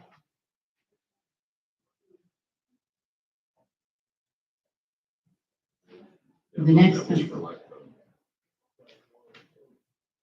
okay, instead of saying vinyl units, this, where it says vinyl units must be attached to building, they wanted to say all containers rather than just vinyl, because if they make them out of something other than vinyl, then look at F. And if you go to the next to the last sentence, right now it says vinyl units. Vinyl units must be attached to the building. All containers must be attached to the building. In other words, if you have one of those vinyl or whatever units, if it's not attached to the unit, it would be a danger in hurricanes that can blow away. We're talking about these vinyl sheds that are next to some houses, correct? Yes. Yeah. But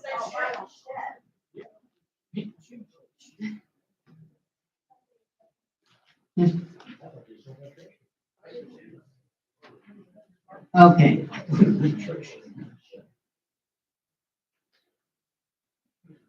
Okay, this is 9. It and B storage containers must follow. And also under what was C, horizontal storage containers, there's a parentheses, closing lids optional, it is not optional. And it says it up above that it's not optional, that they must all close, so we need to take out closing lids optional. I'll make a motion that we accept this. All those, any comments from the board? Yeah, I still don't understand it. Okay, Thank you, Eileen. I think, Are we talking about Okay. sheds? Are we talking about sheds and it's what they, storage boxes, like Storage boxes. deck boxes, those kind of Right. things? right, And if it's a deck box, it needs to be attached to your house also, yes, and it has to have a lid on it. yes, And the doors on the shed, if you have a shed, the shed needs to be attached to your house, and it has to have doors on it that close. Right. correct. Cool, thank you. And the only thing that we're trying to do here is to take out some language that was put in there by error, which is C, or the new, it'll be the new 9B Roman numeral, or no, small letter I, which is closing lids optional. That'll just go away. And that will read horizontal storage container, depth 36 inches, width 60 inches, height 48 inches. I can second that motion. Okay, Eileen, you had a question? No, she seconded already. Oh, okay. All right. All those, seeing no questions, all those in favor? Aye. Opposed? Seeing none, motion carries. Now we're on page 6. And there's nothing on page, wait, there should be. Page 6, I'm sorry, I'm looking at something else. Okay, we're on section 12, painting and alterations. And on the first line, painting and staining up entire driveways and private walkways. And the reason for putting entire driveways, we have people just saying they're only painting half of it, only the half that's dirty or whatever. I'm not kidding. And then in C, private walkway, you're not painting this, if you're in an area that has sidewalks, you're not painting the county sidewalks. You can only paint your private walk from your driveway up to the house and all that. I got a question on that, because I have a sidewalk, because my house was a model home. When I bought it, all of our sidewalks are painted over there in Monterey. Everybody in that little cul-de-sac, the sidewalk that goes around, it's only 1, 2, 3, 4, 5 houses. And everybody's painted them since before I moved there. So I don't know how you can take that away, because I'm not gonna go and try to scrape that off my sidewalk. Those would be, as far as I know, those are the only sidewalks in Timber Oaks that are painted. Oh. The sidewalk? The sidewalk that goes out in front of your house? Yeah, because mine was a model home, so I know that's why they put the sign. Because I actually have a sidewalk, goes from the sidewalk up to the house. And most people, they have to go up the driveway and then to the sidewalk. But when they built the model homes, they built the sidewalk from the sidewalk to the sidewalk going up. Okay, that walkway would be the private walkway going up. Right. But is the whole sidewalk, Around the front of my house, from the road in, one in, everybody in that whole cul-de-sac has painted the sidewalk before I even bought the house. So I don't know how you can change that, because that means we don't have to grind our paint off of there.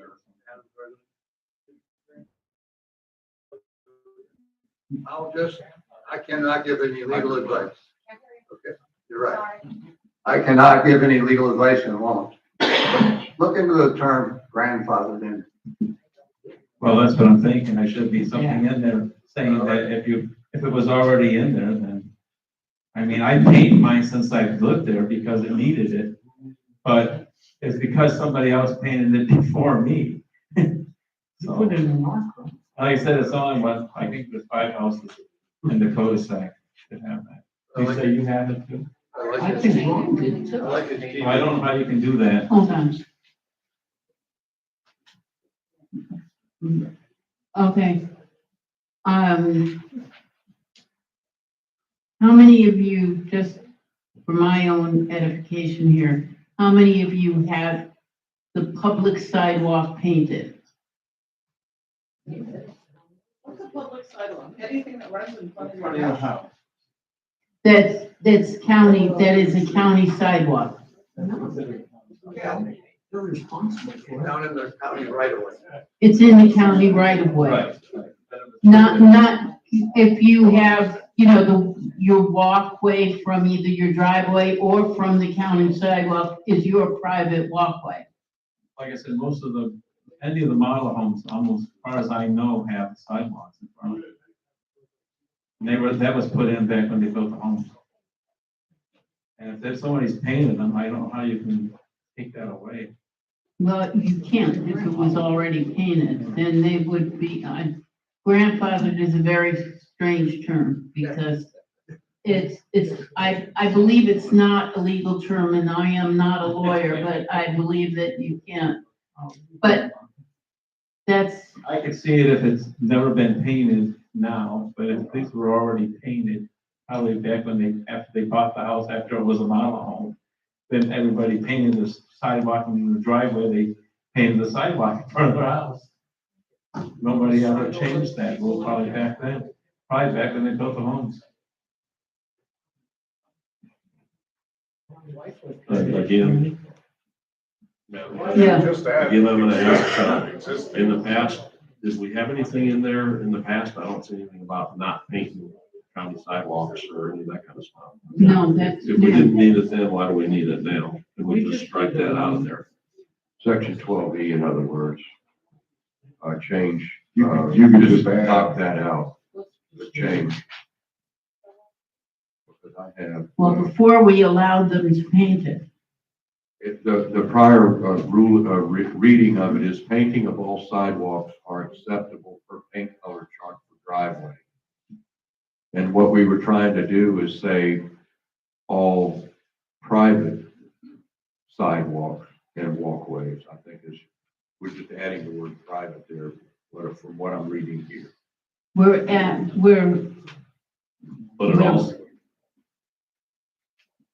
But we don't want people starting to paint the sidewalks. Madam President, could you just add, They already are. with the exception of those that are already? That would work. That would work, because Just from this day forward, no more. because if house A, if you have 3 houses in a row and house B decides to paint their sidewalk black, one of the colors that's an approved color. It's not an approved color, Ed. Yes, it is. There are some that are rust color. If wanted to paint it that, and A wanted to paint it one of the blues, and C wanted to paint it green. Well, we have orange in the middle now, so we need green.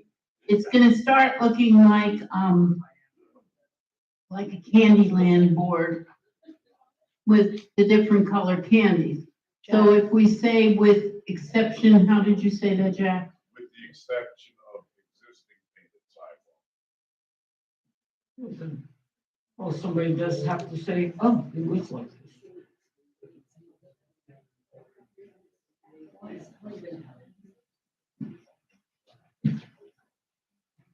Jeff, can they clarify where they painted? Is it the driveway to the roadway, that little piece of sidewalk? All right. Not the sidewalk around the With block? this, going on with this one, Right. Wait a minute, Jack. So Jack, maybe that's what needs to be. what do you say here? That was bringing Use up- your mic so everybody can hear you, please, sir. Yeah. You, go ahead. That's talking about when you paint your driveway coming all the way down to the street, you're painting that portion of the sidewalk. Right. That runs through your driveway. That runs through your driveway, but you have to say no to the rest of it. Walkway out front. Right, so I think the wording should pertain to that. That's permitted, but nothing else is. You're saying sidewalks, it could be, if you just maybe say that particular area is permitted, no other sidewalks. For those of you that can't hear, Deb is saying that if you paint your driveway and you bring it down to the curb on the street, that you can only paint it as wide as that, and then the sidewalk that goes along, you don't paint that, That's the, because that's a public sidewalk. which, Goes right through your driveway. I know when it goes through the driveway, you can paint the part of it that's your driveway, but not go sideways and paint all the rest of it till the next guy's driveway. Is there a Is that what reason you're why I saying? had to stand up to talk and everyone else can just join in? Well, we hadn't recognized you yet, but I did. Yeah, but you're talking into the audience Okay. too. No, I'm talking to the manager and our office manager as well. As soon as the chair recognizes you. all right. Sorry. Any fellow board member want to say something now? No. Seeing them, LeMay? You were sitting up there arguing over this, yet you put it in as an extra thing that has not been on our covenants ever. So why add something? If I was allowed to paint only my sidewalk that is on my property and not the sidewalk that runs in front, because now that's a public sidewalk, then why am I fined if I don't maintain it? If you have a well that spews that rust all over everything, and you are not allowed to paint or put a stain on that, you could be out there once a month to clean that off. And a lot of people have covered that because they were allowed to stain or paint so that they aren't constantly out there. And the rust color, or the whatever color you want to call it, orange, is in there, and a lot of people who have rust problems are using that. But why add more to our covenants when we don't need them? We have been here how long without a problem with this? And how stupid would it look, as Deb said, if I painted my driveway, got to the sidewalk, skipped the sidewalk and painted the bottom part? That's not what we're saying though, LeMay. You're saying public sidewalks. No, that's what we were talking about. If you Yeah, I would know. listen. I was listening. I know, but you interrupted while we were getting to Okay, it because I explain didn't it. identify you first. I'm Explain trying to it. say to you, if you paint your driveway, Mhm. you can paint it all, your driveway, which is part of the sidewalk runs through your driveway. But Right. when you go sideways from the edge of each side of your driveway, each way, you're not gonna paint that and up to the next person's driveway? We have done, yes, ours is painted that way, through an arc. Everybody has done that. Not everybody, a lot of people have. Our sidewalk is so old and pitted that without that paint on it, no matter what you did to it, it would look bad. But now what, I'm just supposed to power wash it? It doesn't work. Doesn't work on a lot of them. If you're talking the sidewalk going around Ponderosa, you expect everyone to keep that in fine condition? I'll take Ed's, for example. His rust and his is always rusty colored. Even power washing it or using some kind of snow something does not clean it. It doesn't have the public sidewalk. Yes, I do. Of course it does. That's his property along the side. Ponderosa. Yep. He's Oh, been, Ponderosa. Side of my house. yeah, Okay. yeah. So I don't understand why you're adding this. If it's not necessary, please do not keep adding things to the covenant. This is not the covenant. Okay, whatever it is, the art. Well, I do think I said earlier, we haven't needed, this was another one of those that we hadn't needed in 48 years. I kind of agree with LeMay on this one. Why do we need to address it? I mean, we have houses that, like where Dave lives, and people are trying to keep them looking nice, so. Excuse me. Before Ian, Bev, you and, well, Dennis is right behind you. I didn't realize that at first. Can you give reason why or what? Part of the reason was that we painted sidewalks was a concern that we had as And they do get very slippery. Even people that do driveways can tell you that when they get wet and you have a certain kind of shoe, you're gonna slide on. So to paint those sidewalks would really be dangerous. All right, now the board knows why the committee had added it. You can add sand to your paint. But when you add sand to the paint, the sand wears off real quick. And, I'm sorry. No, that's okay. I was gonna say, if you go with what Jack recommended, unless it was previously done, I would add the date, today's date. Like previous, if you're, yeah, prior to this date. Because anybody can paint it and then just say, well, yeah, it's, I was grandfathered in. There would be a revision date on the ARC policies Right. and procedures, which would Right, cover that. the revision, yeah. Yeah, but but you'd have to spell that out for a lot of people. The revision date, yeah. Yeah.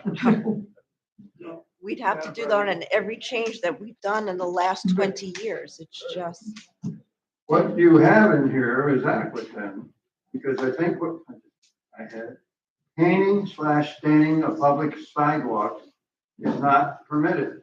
It doesn't say you have to remove the old. It just says a new rule here that we're not going to issue any new permits. So paint the sidewalk.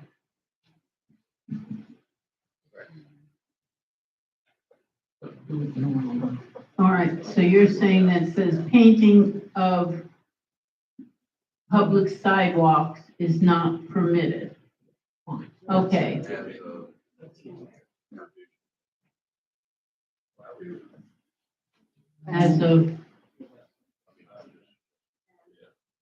As of revision date.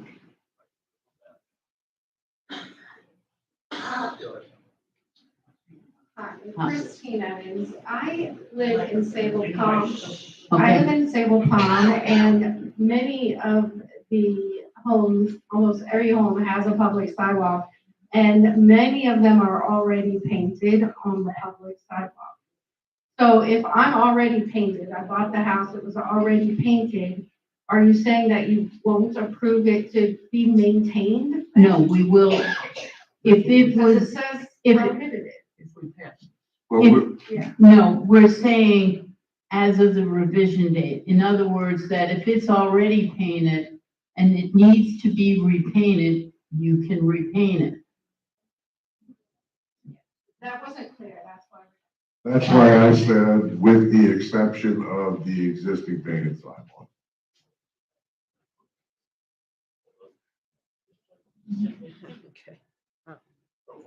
okay, just for clarification, if somebody came to the office tomorrow with this Yeah. approved, we would check the file to see if it was ever done prior. Right. If it was done prior, then that word grandfathered in, we have to allow it to go to the ARC committee for approval. Somebody new after this particular date that's documented already, we would say, I'm sorry, that's not permitted. So we don't have to Right. add that closure into every change. Did everybody hear that? No. Yeah. Jack, you could do it for me. Okay, what she said was, if you came to the office and you asked Debbie would come and look at your art, and you say you want to paint the sidewalk. She would go check the arcs in the file, and if that sidewalk had been painted before, she would say, okay, this will go to the art committee, we're going to allow it to be painted. If it hadn't been painted before, she would say, sorry, no, it's not going to pass the art committee. It is, I would give it to the ARC committee. But she would give it to the art committee, and she would note that there is no, she would, No other ACR. there is no other ACR form for it. And then it would be up to the art committee. So can I read this one more time? see where we are at section 12, change read, painting and staining of the entire driveways or private walkways. Change to private walkways, section 12E, change to painting and staining of public sidewalks is not permitted as of the revision date. No, yeah, The way you understand. Okay. we have, may I? No. Okay, I'm Donna Bosey. My- It's Donna Bosey, and, you've addressed the sidewalks that it's not to go forward. But the committee that had questions about the sidewalks that were already painted because they were slippery. You haven't addressed that situation. If they're slippery and somebody falls and gets hurt, there's a liability issue to that. So what my question is I understand the part you've already cleared, but you haven't looked at the ones that are already painted.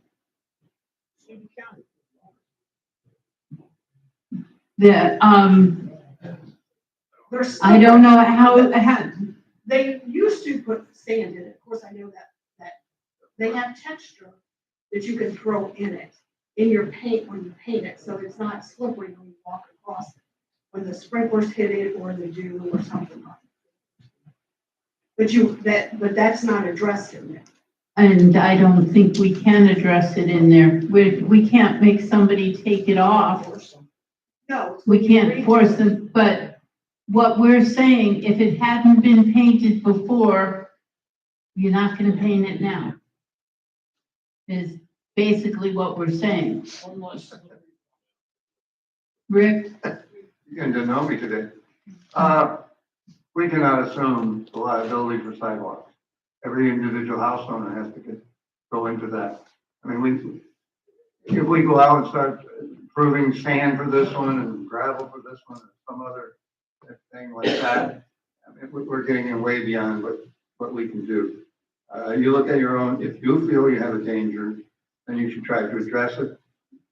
If you got something specifically or like that, bring it into the board and to Jack, and Jack will throw you out. I mean, Jack will discuss it with you.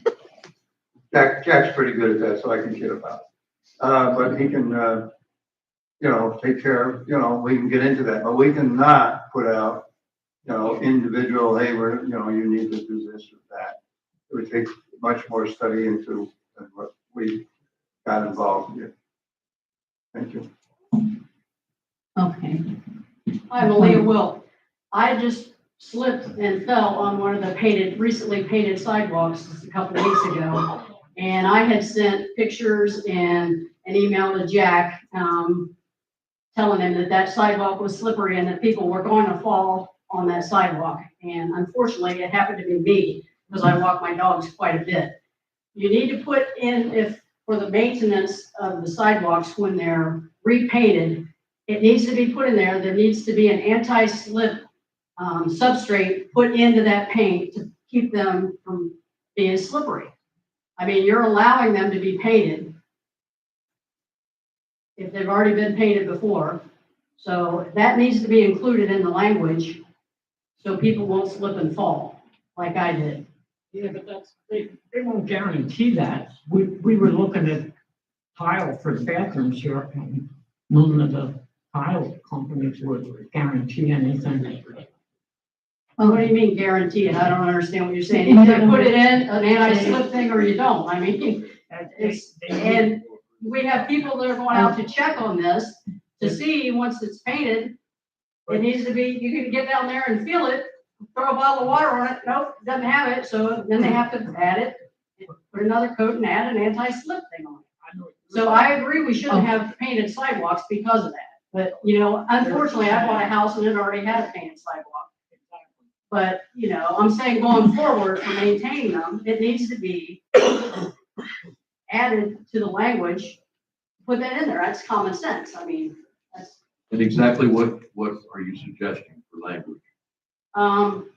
There needs to be an anti-slip agent added to the sidewalk paint. For any repaint. Pardon me? Or any repaint. Correct. Correct. Thank you. Say When that. they're doing the bathrooms, they're all those tile companies. They wouldn't back and Right. That was on tile, not on cement. Nobody's guaranteed. Yeah. Nobody can. You couldn't go after something. No, okay. We're talking about county property that we're painting. So, we can, anyone who is painting a sidewalk is painting the county sidewalk. Whether the county, and I don't think we can quote, give permission. We're saying right here that we cannot, that we don't, that we are now saying, please don't paint the public sidewalk. And we will not give permission for someone to paint a public sidewalk.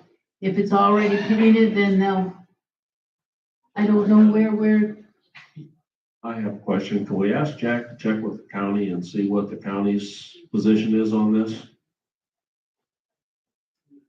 I'm almost sure the county probably doesn't allow you to paint their sidewalk. That would make a difference. I mean, if the county says the sidewalk shouldn't be painted, and we have painted sidewalks, and they've always been that way, then, I don't know what it takes to get it off of there, but That's up to the county. to do, Yeah. though, not They us. won't accept them. And I don't know how we can regulate saying that people we can say we're not gonna give you permission to paint the county's sidewalk. we But that's can't not ask. our property to deal with it. then we could go back to saying that painting of all public sidewalks is not permitted. Without county approval. Because they own the sidewalk. Sorry, I didn't have the mic. I said without county approval. The thing we're talking about, in case people missed it in the back, it's the county's property. I'm almost sure that the county doesn't probably realize people are painting their sidewalks and it's opening a liability for them. And I don't think it's up to us to regulate the sidewalks that aren't even part of the HOA. That's a county property. I don't have sidewalks. Monterey doesn't have sidewalks, so, this hasn't been an issue. Mike told me he doesn't have sidewalks in his community either. Do you? The only ones that we have are the ones Dave Tuller mentioned down in the cul-de-sac there. No. And all the way Sable around. Pond, Oakwood, Also. Forest Green. Yeah, So that'd be up to the county, I think, to regulate that. What do you think about that, Lorraine? we went through this when I was on the board. The county, when we first put our governing documents or whatever that the builder had to put in, we never designated the county as being responsible for sidewalks because we didn't designate them, even though they're public sidewalks, they are our responsibility. That's how that happened. And to me, when we bought our house, the driveway and the sidewalks were painted and they were slippery. We power washed them to get that top coat off, and from then on, we have only stained and haven't had that problem. I think you can put painting of public sidewalks is not permitted. The staining is fine, that doesn't get slippery. And we also tried doing that stuff with the texture in it. Pure hell putting that down. Horrible. And it chips off and it's slippery. So if you want to cover yourselves, just take painting as being not allowed, even if it's grandfathered in. They can change the stain. There's all kinds of colors and stains. But don't you think that because that's a county property, that the county ought to be able to be the one you go to say, hey, can I stain this? I don't see how we can regulate their property. They don't want to fix this. They don't want to take responsibility for them. They will not, even if you ask them what to do with it, they don't probably have anyone who can answer that question legally. But legally, we can only say, hey, we're not going to give you permission to. But if you want, it's a county property, so what can I say about it? You go to the county and they say you can, then we would Well, have. the county nothing to would say. just, I don't know that they'd say you can, they would just say, that's up to you, you own the property, so you're responsible for that sidewalk. Someone slips and falls on your sidewalk, you're the one who's gonna get sued, not the county. Because you are responsible for it. And I agree with LeMay, sitting in the meetings here for the last 4 years, every time something came up with the county and sidewalks, the county didn't want anything to do with it. They didn't take any responsibility for anything, period. Well, but yet they fixed some of the county sidewalks, which makes it even, they have gone in and fixed the sidewalks on what they say should be us doing to fix Because it. they damaged it. Well, no, without them damaging it, they've done it and fixed it. I am going to call for a 10-minute recess. Can I really say something real quick about painting and staining? You can't paint over stain, you can't stain over paint or it'll peel off. And I know that from painting. So you can't do that. I would just say that you can check with Jack, because we had to pay to replace the sidewalks that had lifted, one right over back this way, because the county would not take responsibility for those. But they did do other sidewalks. Yeah, We made that argument, but they wouldn't take it. yeah, well, I think that we're gonna have to at times make it even more. Because if, you can't do some and say, oh, well, we'll do that one, it's really bad. This one we're not going to do. So, but right now, until 10 after 3, that gives you 8 minutes.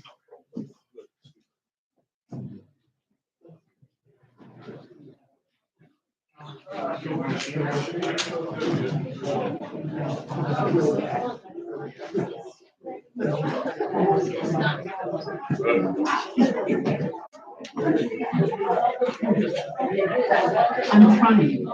It's not. Not many.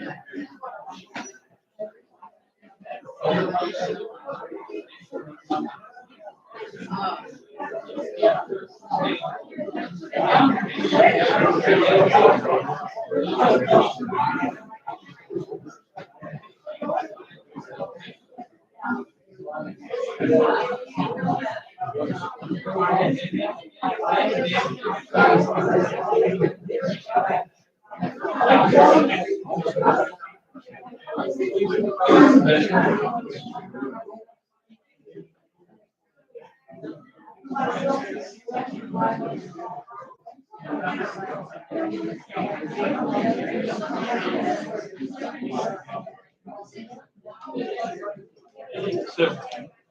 read that about grandfather.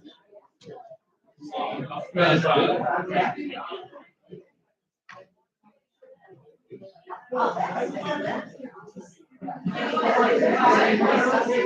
Yes, that's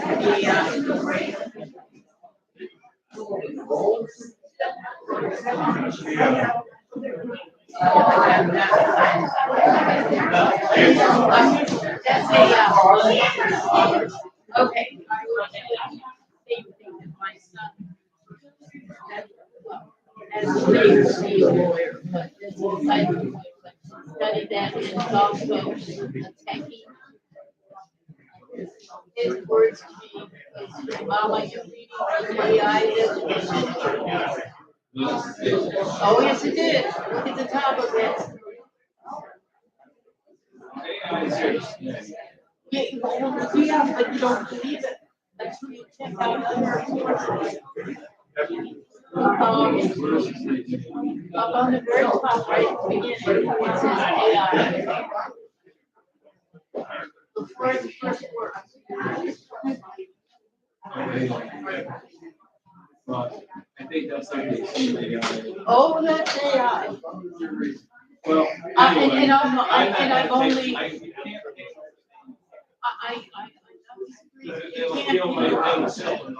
can't. And Oil enamel. Yeah, and I think and I felt like I followed down to my house. I've added things. And when I recommend.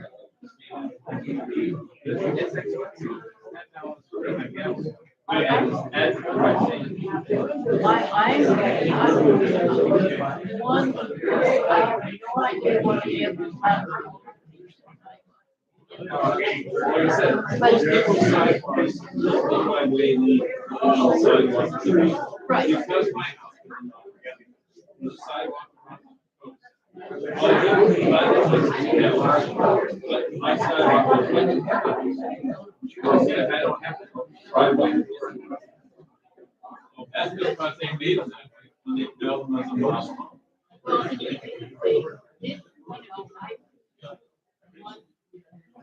In my mind, you know, we brought up in the city and all that kind of stuff.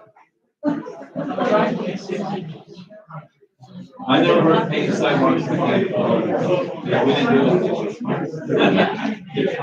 it. Well, we also see all the driveways, but they would do their black driveway. Well, yeah, That's just a formality.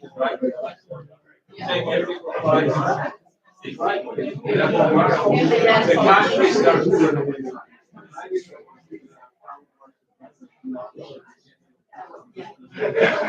We've got sidewalks, you walk past. They're all.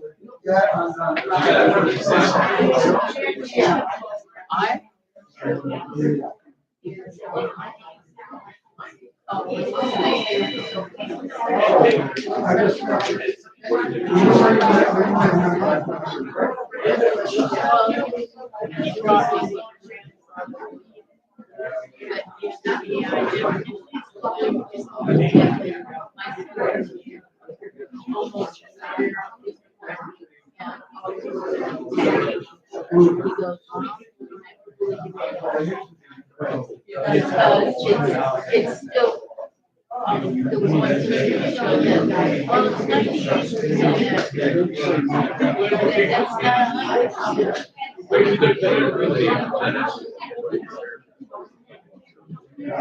Oh, I have no problem. That, I can use it at night. Oh, sure it has. I twice surprised myself. We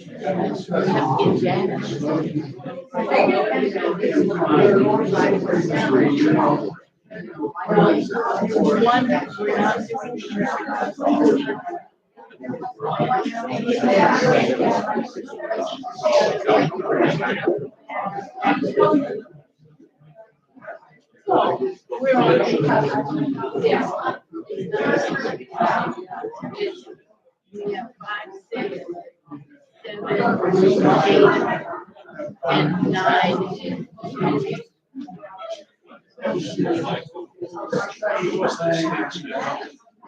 State statute. So I got dinner date, okay? So I'm breaking mine. Me too, I gotta eat. Good. Why don't get me?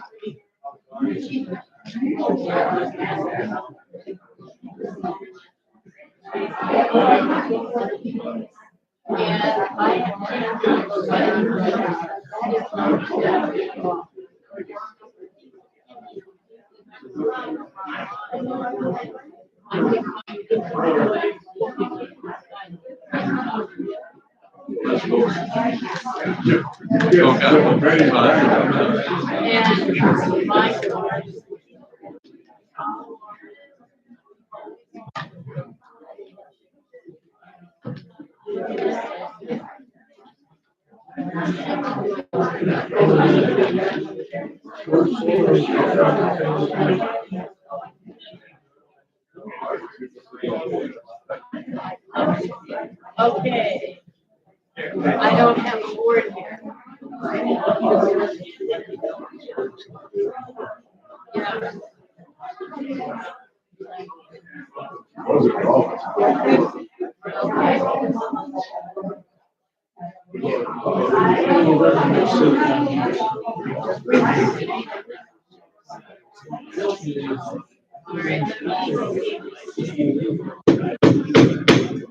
Can I get the board back up here? Can I get the board back up here?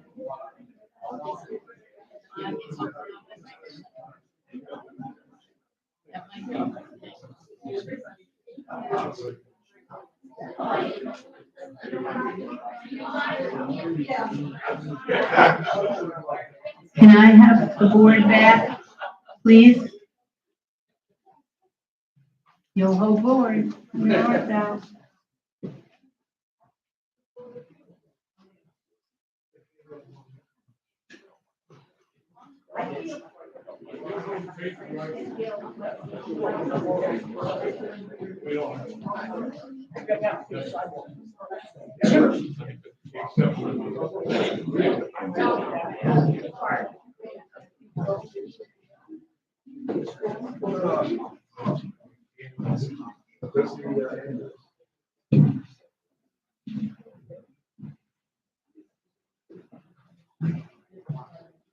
One, two, oh, all we're missing is Debbie.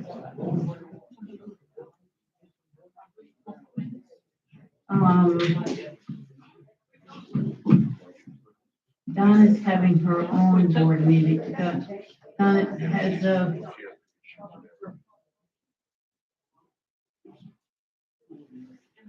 Okay.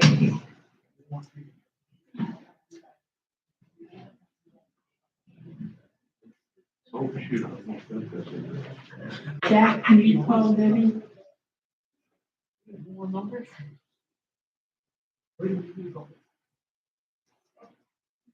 She's not coming back, she goes, "Oh."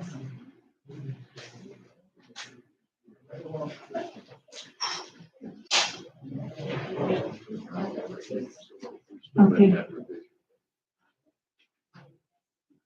Yeah, I'm sure it's the same. They all went on the tape, huh? Here she comes. Here she goes.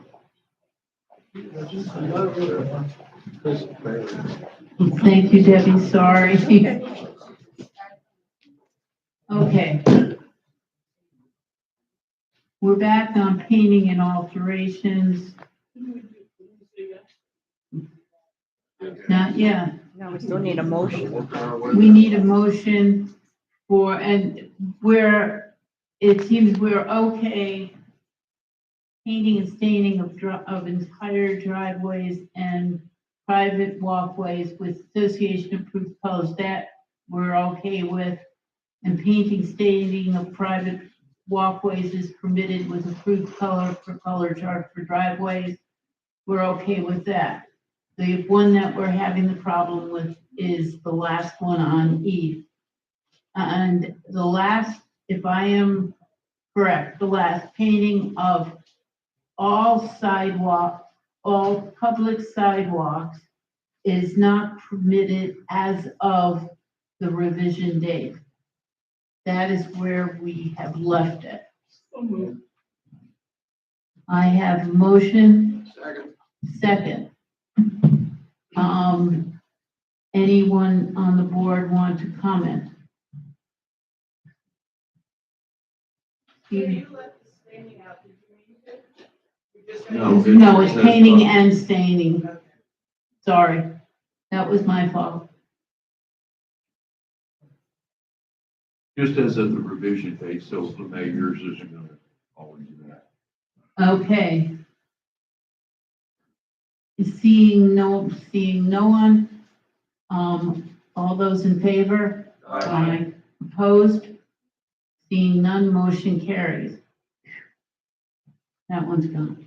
Okay, now we're going to page 6, No, we've got to do Wait, section set- 13A 13A. on page 6. On That's 13. the next item down from what we just did. Okay. Change 4 foot to 12 inch. Oh, this is this thing. Yeah. If the garden edging is going to, from 4 feet to 12 inches. It's not, because it's not for the purpose to prevent, escape, or control access.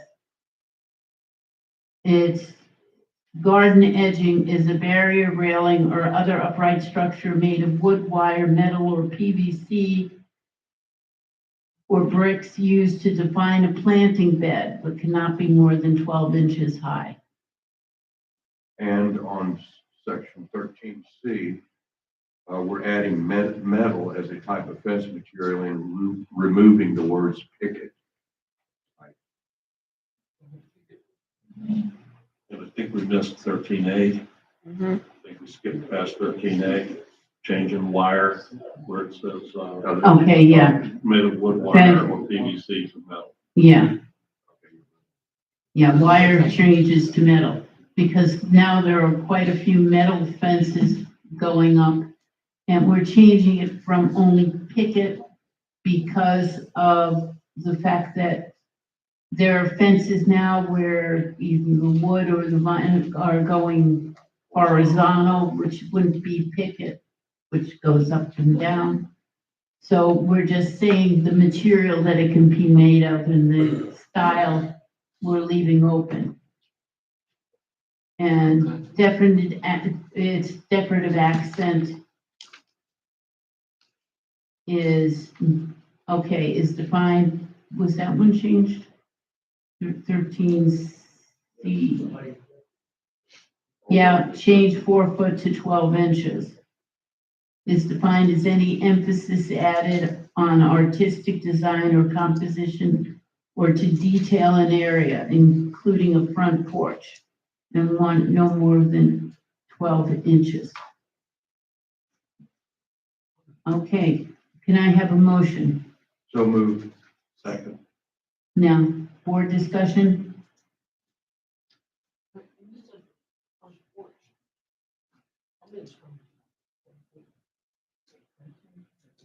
That's fencing though. This is garden. Gives you. Just getting a point of clarification, it's Yeah, I not, think it's not the fence that some people have that go across the front porch. That's part of the porch. That would be the porch railing, right?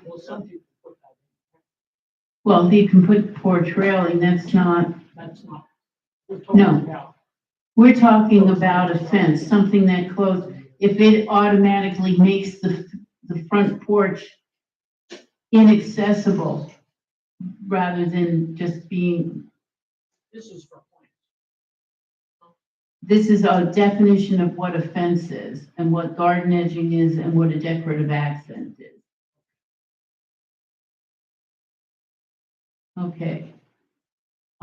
Any questions? Seeing none, we'll move,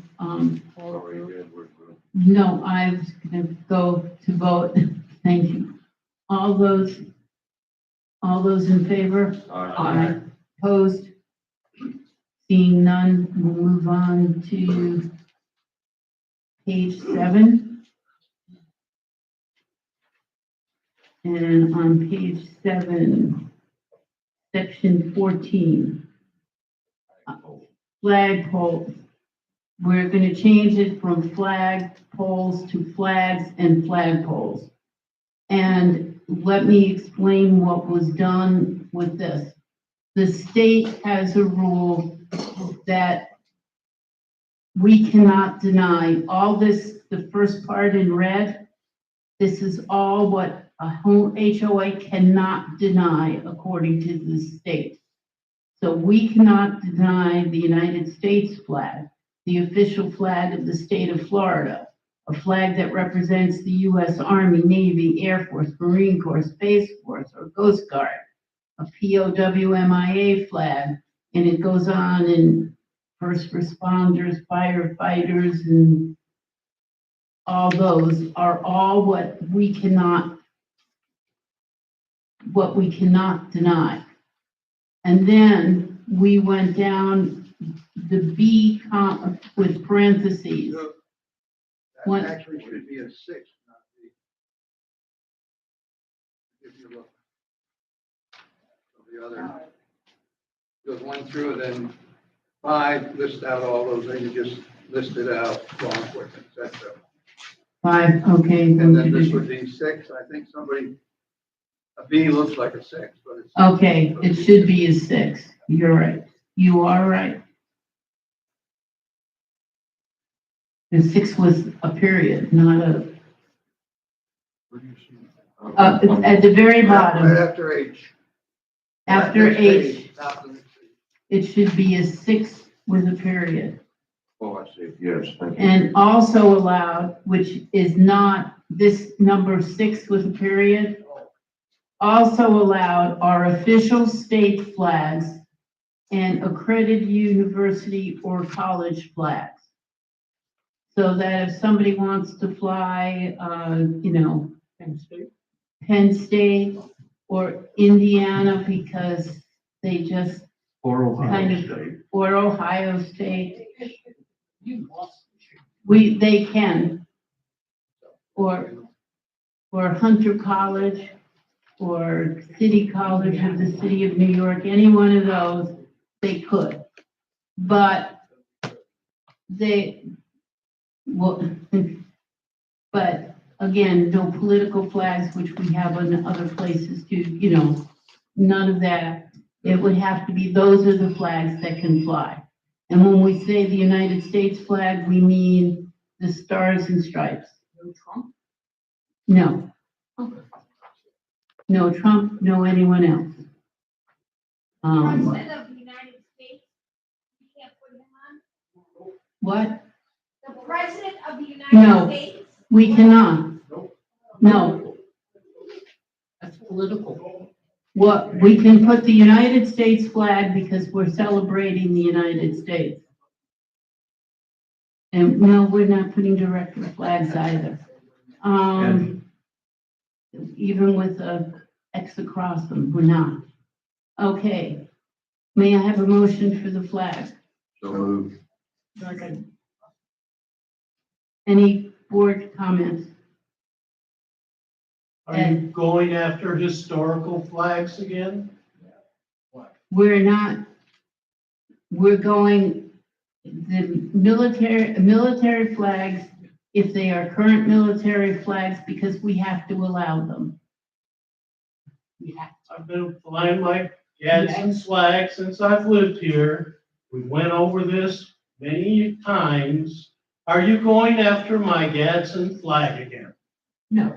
No, I am going, the Gadsden flag, for anyone who doesn't know, is the Don't Tread on Me, which used to be a naval flag. It is no longer recognized as a naval flag. There are no ships that can fly it now. When it was, and that's, we're allowing what the state allowed, and then we added two because we had a big, also allowed our official state flags in an accredited university because we had a lot of people requesting that. That is the only reason, otherwise it would have just been what we have to allow. Is the way that the committee was looking at it. So And why wouldn't we allow a don't tread on me flag? American flag was from the American Revolution. I know the history of it. And my husband was on a ship that was allowed to fly it. The USS Dixie was allowed to fly it. And we did 2 meetings It's on a this. historical flag. There's no reason to go after it. We didn't go after anything. We're doing what the I've been state flying it says we since have to do. 2012. That's not good. 2012, And I've been flying. it was not going after It your was- flag yet. Rich, and I'll just add, what is listed there is exactly out of the state statutes, okay? I understand. Okay, well, I wasn't sure. But And before, when we Yeah, discussed it, it was 6%. discussed as a United States flag. I thought the flag that you were talking about, don't tread on me, was the historical. It is. And, It's from the American Revolution. right, and when it says the United States flag, I've researched whether that's included in it. But Sue just said it only includes the stars and stripes.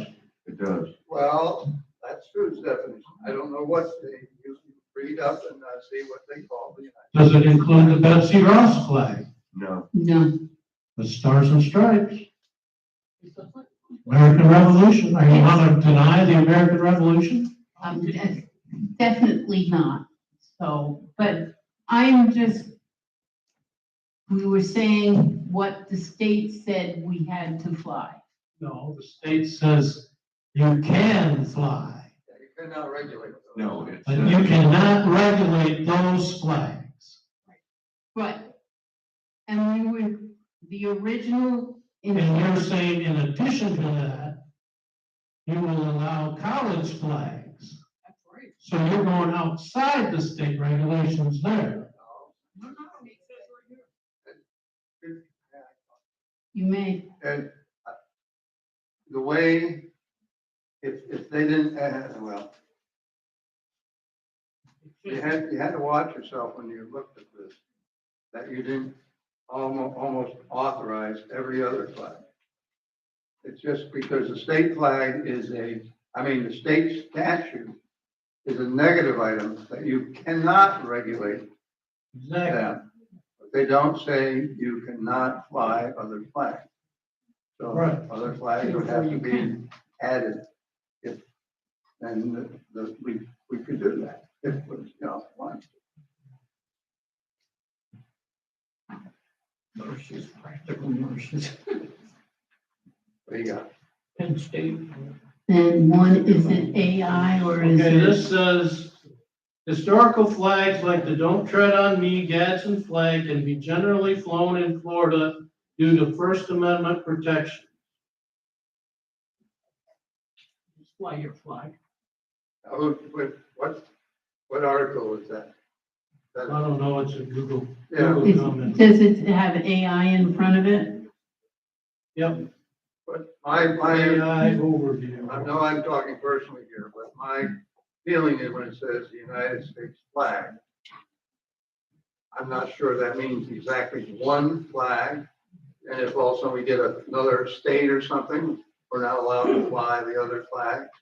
And I look at it, and in general, any flag that the United States has blah. But, you know, look into it. I'm not Okay. giving out legal advice. Jesus, look at that. But my license plate has it on it. It's an official flag. Okay. It's an official. I'd just like to add that the Gadsden flag was adopted by the U.S. Navy. And just because it's no longer flown on the USS Constitution, doesn't mean that the Navy has disowned that flag. It is not an It's official Navy flag anymore.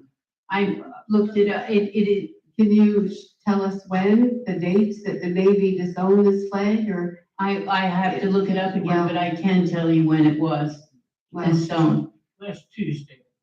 No, it wasn't last Tuesday at 9 o'clock. It was, it was disowned. Is this gonna force people to sell their house because somebody had that, a Gadsden flag flying? I mean, we drive around, we see, you know, we see air conditioners on top of roofs. And, you know, we're gonna get all upset about one little flag that was adopted at one time with the US Navy. Okay, hold on. Is there any thought on the board that would like to add or historic US flags to the list of approved flags? Yeah, I would like to add that. I'd be good with that. I've kind of hinted at it. But where do we get a list? Well, I heard about Velcro came off. I don't know what that. Oh. What's that? Velcro. Are you including the Confederate flag? My knees are showing. Excuse me. I didn't hear. I just said, would that include the Confederate flag? That's out of the United States. That was, it was the Confederate flag was from the Confederate States of of America. America. Yeah, It wasn't the United States of America. that wasn't my question. You just put. Okay, Cliff, The problem, oh, I asked Go a ahead. question of the board. Do I have to change to add to this any historic American United States flag? It's fine. Yes. I'm okay with that, but I would like to find where there's a list of it someplace. I mean, if somebody would come out, you know, United States Library of Congress or something has a list of those, you know, I'd love to refer to that so we don't get into controversy. And I'm sure the flag that Ed has, I've always recognized that as a flag. It is a historic flag. I'm on, Just put historic flags, and then if there's a question, go to the encyclopedia and find it. that would be, that's what I was trying to just. Okay. I make an amendment to it, add that as 7. All right. That would be 7. Yes. Historical, what is, Ed, what's the way, best way to say that? United States historical flags. We have 2 attorneys sitting right next to each other there about the historical. That's what they think too. No. No way. Okay, Dennis, what are you saying? Saying that it's a historical flag should be allowed, that is very, very broad. I do know that in lieu of a Stars and Stripes flag with 50 stars, any of the previous flags of the United States with 48 stars, with 50 stars, with 13 stars, those are all official United States flags and recognized as such. And you can fly them in place of the United States flag. But to add historic flags as a definitional word, boy, that's broad. What word would? I'm sorry. All right, I had to. Yes. Just what would you utilize? And we're fumbling for the words, and if you got some, you know, you and Ed there, give it to us so we can get it in there and get it You don't passed. have a better word. Now we got military. I don't think that's. Boy, I got unit flags and everything else. You know. It's called the historical flag. Okay, there's, Should be. okay, From Wikipedia, a list of historical flags of the United States. There is the 13 Colonies flag, which is a red flag with the British in the corners. I'm going, American Revolutionary War, the Sons of Liberty flag, the Continental Union, Cowpens flag, Bennington flag, Betsy Ross flag, Colbert flag, Brandywine flag, Easton flag, Bedford flag. I'm looking to see George Rogers Clark flag, flag of New England, Fort Mercer flag, Gadsden flag would be one of them. Mulberry flag, the Pine Tree flag, French Alliance, Naval Ensign of New York, Liberty flag, flag of the president, flag of the president. They're all different versions of the flag of the president, flag of the vice president, flag of environmental science. These are all President of the United States. the flag of the president of the United States is not a picture of the president of the United States. Well, we could still have one, right? If this, Presidential seal, correct? it's the presidential seal, yes. Flag of the Department of Health, these are all listed as What's the general heading at the flags of the United States. This isn't, Does it say historical or what does it say? wait, I hit before historical flags. These are all considered historical. I have no objection against any of those historical flags, but No dirty flags. And these are all historical flags, I'm going down. how about Ben Franklin flag? And there are three different, four different versions of the presidential flag.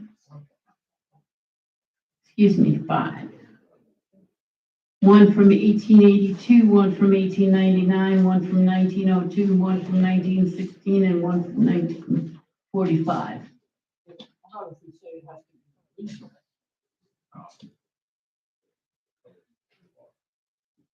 All right. Let me ask a question, and I'm kind of looking for advice here. If we would say that any flag of the United States is approved by the Library of Congress, would that cover it?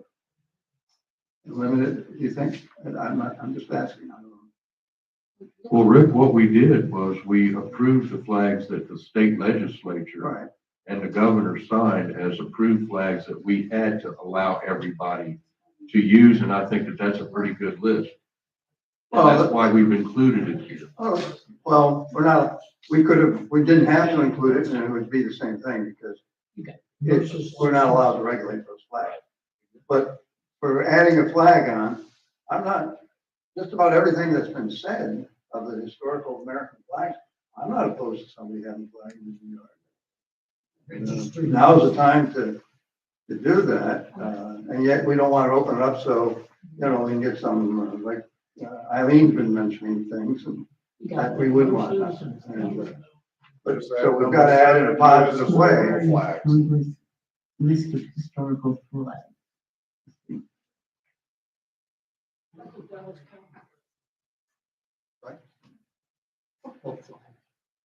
No. Why don't we just look up Ed's flag and see what it's called? We know what Ed's flag's called. It's the Gadsden flag. Nobody is arguing. But that's a friend of mine, and I'd like to make sure his flag is included, because it's a historical American flag, but I don't want to just pick that one out, What I'm saying not others. is it called? Just say U.S. historical flags. Is it? Well, that's what I did search. That's what I searched before. Everybody happy with it? Is it historical? I was on the U.S. I stick with this, but whatever you guys decide, I'm only more interested. You're a big one, though. Thanks. I would like, where are we at with this? We've got a motion. Right, I'd the like only, to amend the motion to add and historical flags of the United States. US. Not historical flag of the United States, but US historical flag. What? That was never under the United States. That's technicality. It's US historical flags. Okay. That's my amendment. Do I have a second? And I'd second that amendment.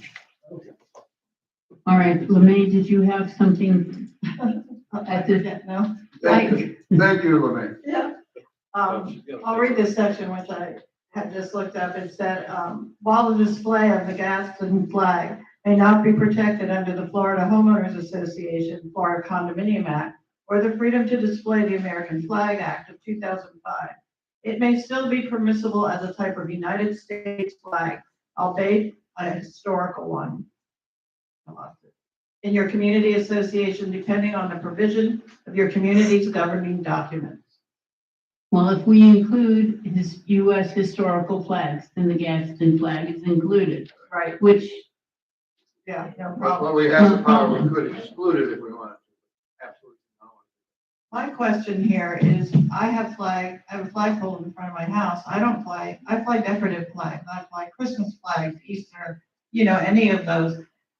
Something in here has to be put in regarding that.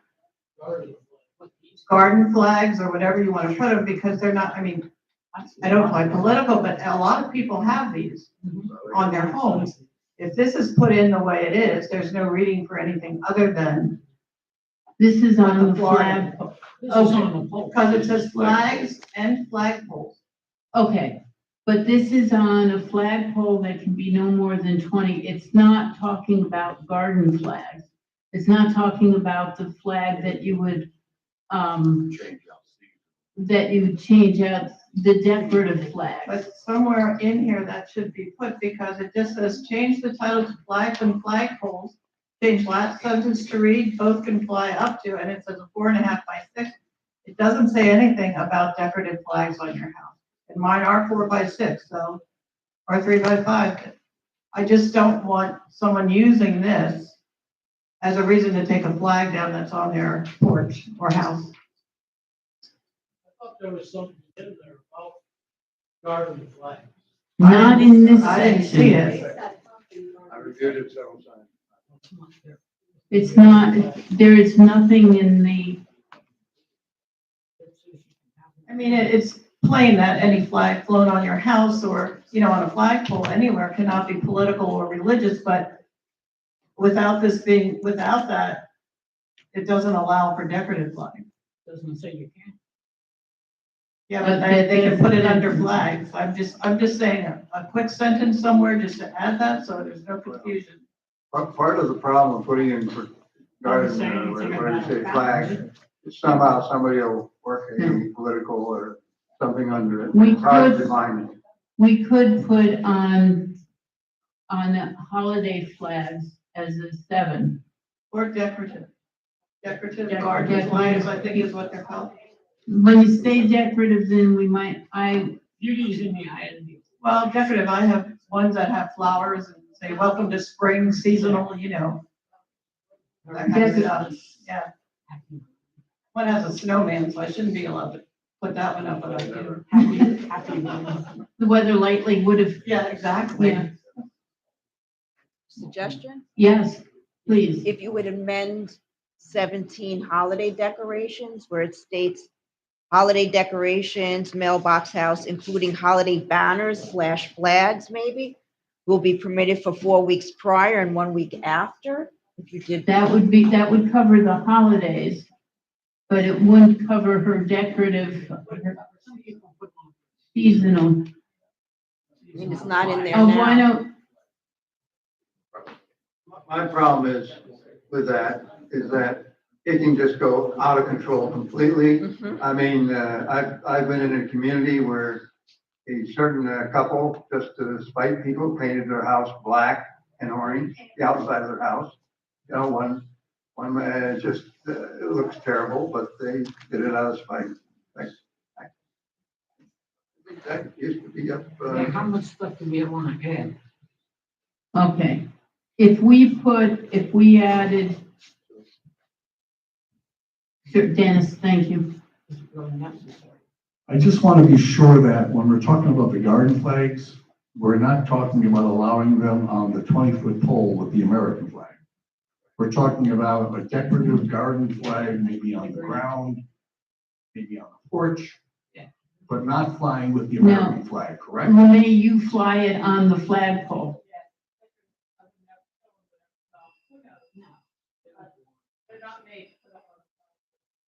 They're not made to put on. No, They're about 3 feet high. Right, so if we're going to allow these garden flags, I think it needs to be put in a separate, different section, not with the American flag portion that we're talking about. Yeah, this is on, it should be a separate. But that would go under garden, that we have something for garden, hold on, let me, We don't have any mimosa flags. I could use a mimosa right now, but that's beside the point. I don't know what made me think of mimosas though. I could think something stronger, but that's another. Okay, we will be, we're working on it. We're almost done with this section, and then it'll be quick.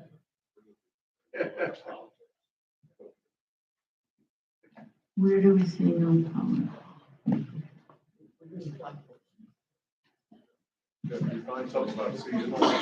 There is none. There is nothing? No. But we never did anything, the only thing we ever did with, garden flags is we prevent people from putting political signs. That is different. So I don't think. No, there is for political, there's political signs and stuff. But then we've not regulated garden flags ever.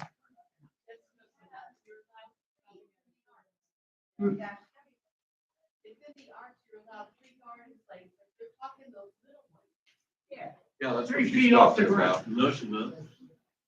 Not what LeMay's talking about. LeMay said she doesn't do it on the, you don't climb on the flagpole, do you, LeMay? It's like a Sorry. pillar of my house goes out and just hangs. Straight, it's one of the flags that just, It's that's, not on the 20-foot flagpole. no, we're talking about on the 20-foot flag. Yeah. No, she's talking about one diagonally. No, it's straight. Hers goes out straight and hangs straight. Which is what, yeah. Okay, we're fine with, yeah. Our question. Debbie, this is a question directed to you. Do we get people that have complained or get an ACR or get a violation because they've got a garden flag in their front yard? We had cited somebody who had a decorative flag with, their pole was, I don't know if it was attached to the house. Do you remember? I won't name the name, but it was cited as a violation. And what was the outcome? Do you remember the outcome? They of that? removed it. Because that's what LeMay's talking about is. Is your something that comes out flagpole from the house attached to the straight. home? So at one point, somebody did turn it in and it was sent as a violation. That was an American flag that had other stuff. No, Jack, No, that one, that was separate. That's not allowed. that one I know what. Right. Yeah, This- but. no, This was, But because we do allow poles attached to the house. right.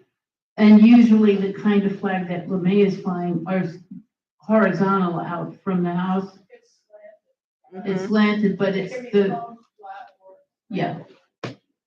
It's, okay, But I think we're covered.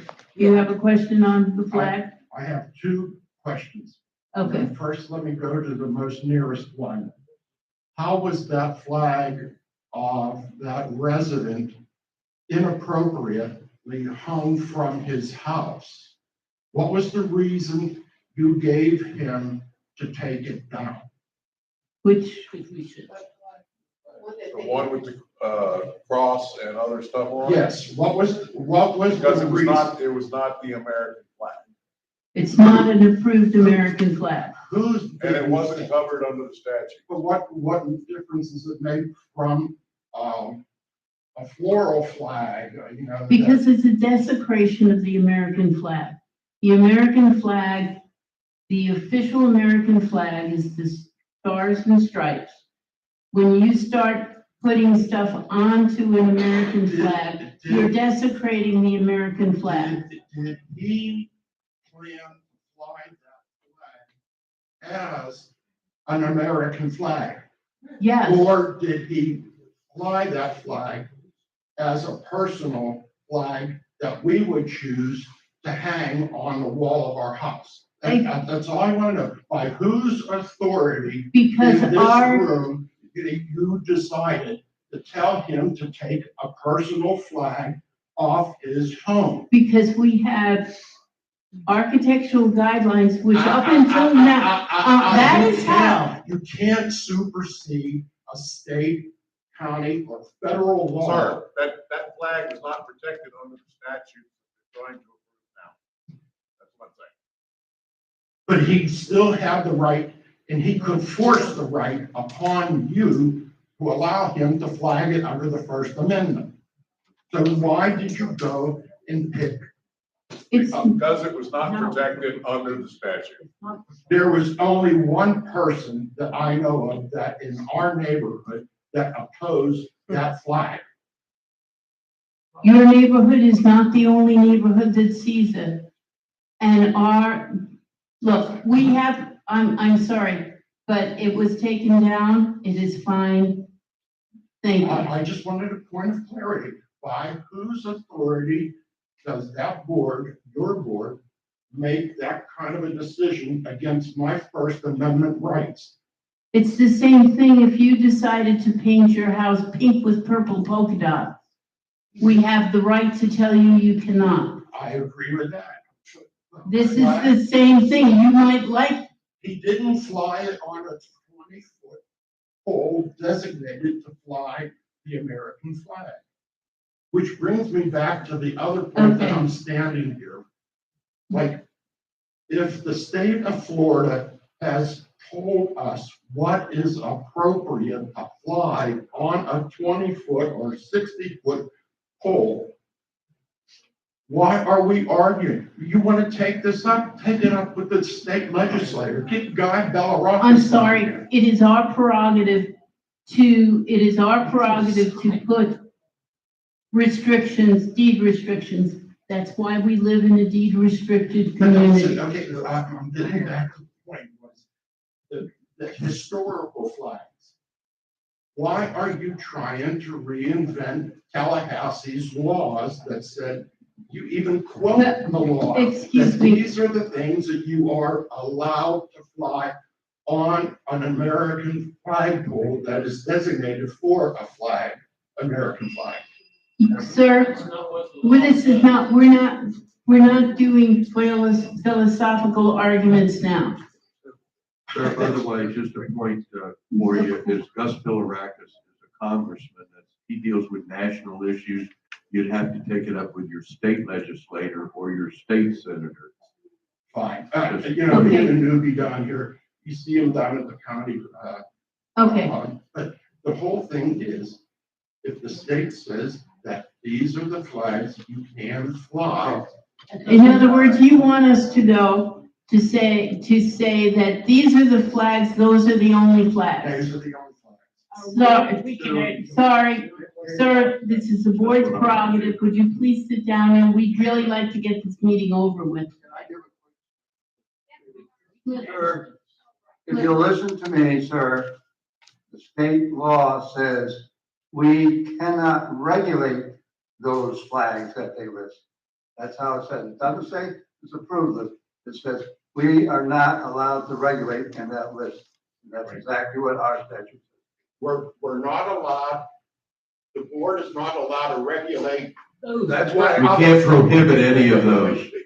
The board is not allowed to regulate That list can any take right other out. flag that flies on the flagpole with the American flag. No, it does not say that. Then Can how you- do you then translate? If you look at it says, "We, the homeowners association," it was talking specifically, it is in the 720. It says, "We cannot stop any of those flags that start with number 1 and go down to number 5, I think it's to number 5. Those, we cannot say no to you if you put those up. That's all it says. What about additional historical flags flying? We're adding that. It does not say that. So please, So I know that you're making the rule. That's what we do. Sir, that's the purpose of this whole meeting is to, we've notified everybody in the community like you to come in and give us your opinion. And then what we do is we listen to each of you. We take our own opinions to ourselves, take those into consideration, and then we act upon them. That's what we are here for. okay, Dennis? Right, not to beat a dead horse here, but basically what the statute is saying is those are the flags that we cannot prohibit. Beyond that, we can essentially prohibit anything else we choose. Correct. Thank you, Dennis. Okay. So we have a motion on the floor to add the separate US historical flags. historical flags. US historical flags.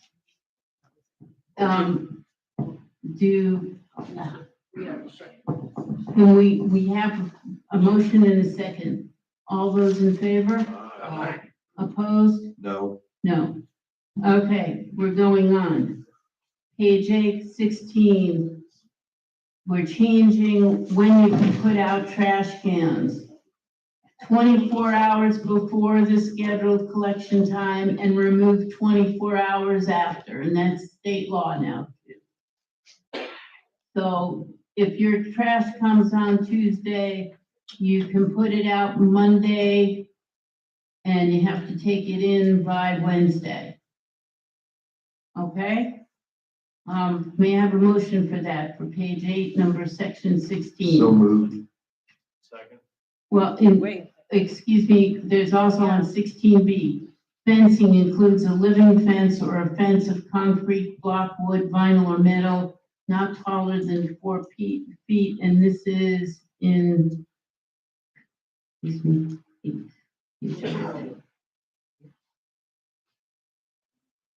That's to cover up our trash can that's behind our air conditioner. Yeah. It's to. This is 16, excuse me, 16. 16B, acceptable screens will include At any landscape. time, garbage can must be stored and screened from view from the street. Acceptable screens will include landscape and fencing. And we're just adding the fencing includes a living fence or a fence of concrete, block, wood, vinyl, or metal, and not taller than 4 feet, and trash cans are not taller than 4 feet.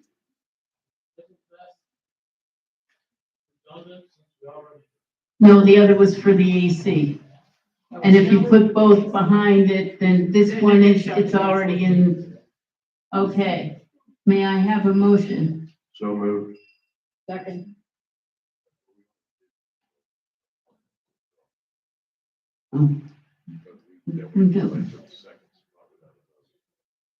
Okay, it's all in one now. All right, I'll move.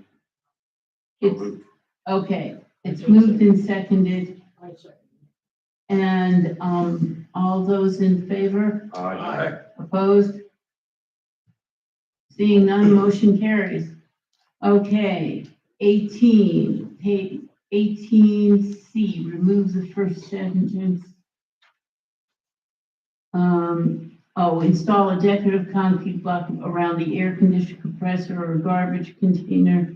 Transform, we're removing the first sentence because we've already covered that. We've done that one more times than we needed to. And it says transformers may be enclosed by, and all the different materials now, but must be made accessible to the utility companies. And that's the only thing, right? Move for change next trim may be enclosed with vinyl, wood, or metal fencing, and everything else stays the same. We're The just outside adding. railings, outside concrete steps with railings are allowed. Wait, that's not in the same one. 18. Okay, I'm sorry. We're in section 18C. Okay, 18C, we removed it. Now 18H. Okay, 18H, substitute the following language. Installation of security lights and cameras. Lights must be installed so the illumination does not shine into a neighbor's windows or doors, causing undue annoyance. Cameras to cover only the owner's property. Okay, I'm going on, and the third thing is in I or L. It says a substitute, outside concrete steps with railings are allowed subject to ARC approval. Where it said no outside staircases are allowed. So if somebody has a real steep entrance, they can put in concrete stairs. All right, may I have a motion for all of that? Second. Okay, any board comments? Seeing none, any resident comments? Seeing none, all those in favor? Motion, any nays? Seeing none, motion approved. Okay, we're going to page 9, section 19C.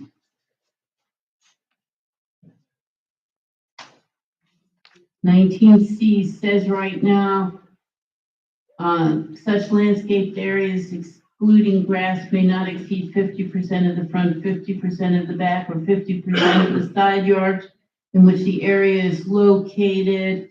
And then we are putting in grass, next sentence, grass shall not exceed 6 inches. So if your grass is higher than 6 inches, you mow it, yeah, okay. And then 16K, change the beginning to read no more than 2 fruit trees are permitted per lot in the side and rear yards. So instead of you can have a whole slew of fruit trees, it said 2 fruit trees are permitted in the side and rear yards, and now it's just reworded to say no more than 2 fruit trees are permitted per lot in the side and rear yards. So you can't have 2 fruit trees here and 2 fruit trees there, it's just 2 fruit trees. And if you already have the fruit trees, they're already planted, we're not making you take them down. But please remember to pick up all fruit that falls on the ground, because fruit rats love them. And then they come to your house. Yes. Okay. The way this is written, then you're allowed 4 fruit trees. No. 2 in the side and 2 in the back, because it uses the word and. Wait.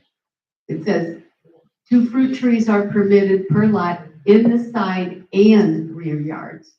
So you can have 2 in the side and 2 in the rear. No more than 2 fruit trees are permitted per lot. But it should say or. Take the and out and put or. The old way made it sound like 4. This says no more than 2 fruit trees are permitted per lot in the side and the rear. Or, so it should say and side or it should say or, not and. Side Okay, and I got or. that.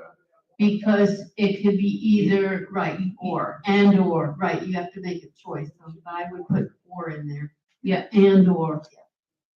So are we gonna amend that then to say and slash or? Yes, Okay. Right, that's correct. Thank you, Ann, for the input.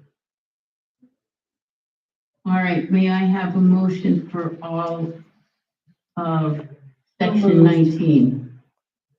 Second. Any comments from the board? Anyone in the audience? Seeing none, all those in favor? Aye. Aye, opposed? Seeing none, motion carries. And one other thing, we will change the form to match the changes. And also that we are going to require a color sample, either a dot of paint or one of the things you get from the store where you're buying, to be attached to all the arcs. Oh, gee, I can't even see what's on the paper. Page 11, number 31. That's under tanks, water softeners, propane tanks, and generators. Okay. Above ground tanks, water softener must be screened from view from the neighboring properties and from the street. And we're adding screening may be vinyl, metal, wood, or a living fence. And it says no more than 4 feet high. But water softeners, propane tanks, generators might be higher than 4 feet. So About, or the height of the. no more than the height of the item being screened. Or as high, no, okay. How can your mic serve, right? Now, then we have the living fence, they might want it. How about no higher?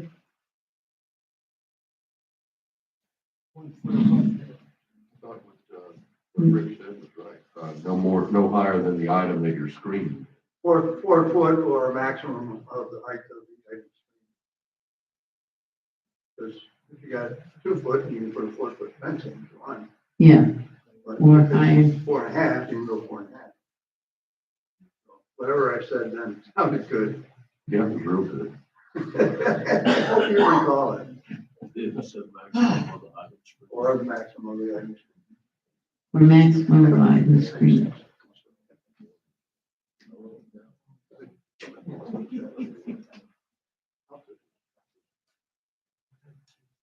Or maximum of the item screened. Okay, may I have a motion? So moved. Approved. Second. Any comments, any more comments? Seeing, Before we vote, just to make sure, this is gonna say, or the item that you're screening. No more than 4 foot high or the height of the item you're screening. okay. And all those in favor? Aye. Opposed? Seeing none, motion carries. And then my caveat that we are changing the form, and the form must have a sample of the color paint, either a dot of the paint or one of the swatches you get from the paint store that shows the color that you want. So we can match it to our colors, so we're not sitting and trying to cut out little pieces to tape onto the things. I just, if you don't mind, Madam President, I just wanted to say that I really appreciated the input of Donna Mosier, who headed up the committee that did these guideline reviews. I did serve with her as well. Dennis Gall, out in the audience, was also a member, and Tanya Binkley, the head of the art committee, also served on the committee, as well as Beverly Hudock, the president of Live Oaks, and a realtor. And I thought it was a really good group, and very few changes were made. And I think that attests to the seriousness that they took their work, and I wanted to publicly thank all of them for being part of it. Thank you, Dennis. Thank you. Okay, moving on to new business. The insurance is no longer on the agenda. Because the guy who was going to come couldn't be here, and I'm glad he wasn't, because he probably would have left by now anyway. Okay. The next item is decision on purchase of spa source pump. To have a backup pump would be $2,800 to keep one in spot. Only 28? Yeah. It's a 3-horse. It's not like the big monster. Well, I thought it cost us 39. Why do you cost? That's for installation and all the work that went with it. Oh, okay. So the pump itself is 28. Okay. Well, let's get a motion on the floor. If no one else, I'll move that we buy the backup pump for the spa, the source pump. So moved. I second The spa. The spa, that's the hot tub. Yeah. Oh, I thought we'd already done that. I thought he had already done one. No, we have one for the pool. I thought that we didn't have one for the pool. That was a 3,900. No, it was the spa that we just bought. Well, yeah, but I think that was already my impression, and I'm here to be corrected if I'm wrong, is that we already bought the spa, the pool for the spa, I call it hot tub. And, that we have that on as a spare already, it's here. No, what we have is spares for the circulation pumps on the spa and the jets. We have a spare for the pool pumps. We have a spare 5-horse for the geothermal on the pool, but we don't have one for a backup for the spa because it's a smaller 3-horse compared to the pool's 5. Yeah, I would comment. My only comment is dealing with furnaces and stuff like that, a lot of things that be replaced, is that to buy ahead 2 or 3, 4 years, it's just like I had the paper out here of the guy who told us about the improvements of what he just had put in, is that if it happens, it's 2, 3, 4 years, and you go to put it in, you might have got a different part of something. This happens with me with furnaces, and then this part's is useless. I should never bother with it. It'd been cheaper to do it. Also, when we had this problem come up, and I know we're trying to offset, so we keep a goal here. One of our major goals is to keep the pool running and keep the spa running, and having a backup gives you that unless it goes on for years and something changes. And I had it laid out here to grab and mention a gentleman that was here earlier, and he was telling us the improvements on something that he replaced at the beginning of the meeting here. And we will miss out on it.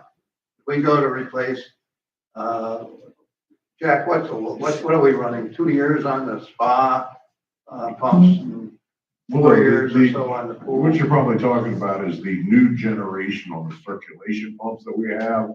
They're programmable and they'll work for the spa, they'll work for the spa jets, they'll work for the circulation of the pool. Right. But the source pumps are a different animal than the pumps that are used for the circulation. The source pumps draw from the lake through the geo and back into the lake. But my point being is that, well, I was dealing with a $3,900 figure too. I'll rethink it at 28. But the thing is that he was telling the improvements that we got when we replaced it with these things, and that this has like that. If we buy a spare and put it in, and go to put it in 3 or 4 years, we miss out on all the improvements that happened in the next 4 years, you know, that come up. The source pump is just a straight up pump and motor. It is not programmable. It runs from the factory setting, RPMs, how many gallons per minute it flows. The other pumps that we have are all programmable. You can do RPMs, gallons per minute. But you couldn't do that before the new pumps were put in, right? That's a circulation pump you're talking about. Yeah, the circulation Programmable. pumps, we have a backup for in stock. You cannot use those circulation pumps for the source pump. Right, I understand. But they're programmable, right? Excuse me, Alan, let me finish here. Please. Yeah, but Thank you. to what you're talking Okay, what I'm getting at is, he told us the improvements at the beginning of the meeting, many hours ago, that you know, how these new pumps were better than the old pumps, and now we can do this and this and this. and that. I mean, who told you this? The gentleman that was here making the presentation. Talking about the cameras? It may be on cameras, I don't know. But I'm making the point, maybe what's camera. But I'm making the point is that we buy these things for the future. And you've given up any improvements that's gonna happen between now and then. When this happened on our pool, my first comment was, and is there a way we can fast ship it here? And that wasn't picked up for 2 or 3 days, and then we did have it. It spent what, $300, it was a quoted price to us to get the pump shipped in here rapidly instead of waiting a week or 2. And I would rather go with that and get any improvements that are on the pumps at the time, as long as we can have that. I'd rather spend that extra money to have it shipped here. And the pump will probably cost more too, no question Well, about it. I'm just letting you know, Rick, that the source pump is a different animal than the circulation pump. Right. And the source pump, they're really not going to change configuration. It's a pump attached to a motor. That's it, straight, simple, nothing else to it. There's nothing I haven't ordered that hasn't had some changes, and AI is coming in, and what's gonna happen, and I hate for us to lose out on all that, and here 2 years from now, we go to replace the pump, and they say, oh, well, you gotta buy this one, and the other one we had is not worthless. That's where I get concerned about investing in. It's nice to have spare, I don't buy a spare motor for my car when I buy one, you know? I don't, you know, it doesn't do it, but some people lose their motor. All right, You know, let's, I'm just making that point. okay, That's you've there. made your point. Eileen, your point, Now, the spot pump, how long did that pump last before it died? And we had to get a new one. I don't know how long that source pump was in there. I think it was, we did replace it a couple of years ago. About 2.5 years ago, we did replace it. It only lasts 2.5 years maybe? We gotta consider, it runs Well, I 24/7. understand that, and the pool's running a lot too. Yeah, How long are those pumps lasting for us? They seem to be, the circulation pumps. don't the last. circulation pumps do better. Oh, they do better? Yeah, they last a lot longer than a straight up source pump. We're always putting a new one in that shed.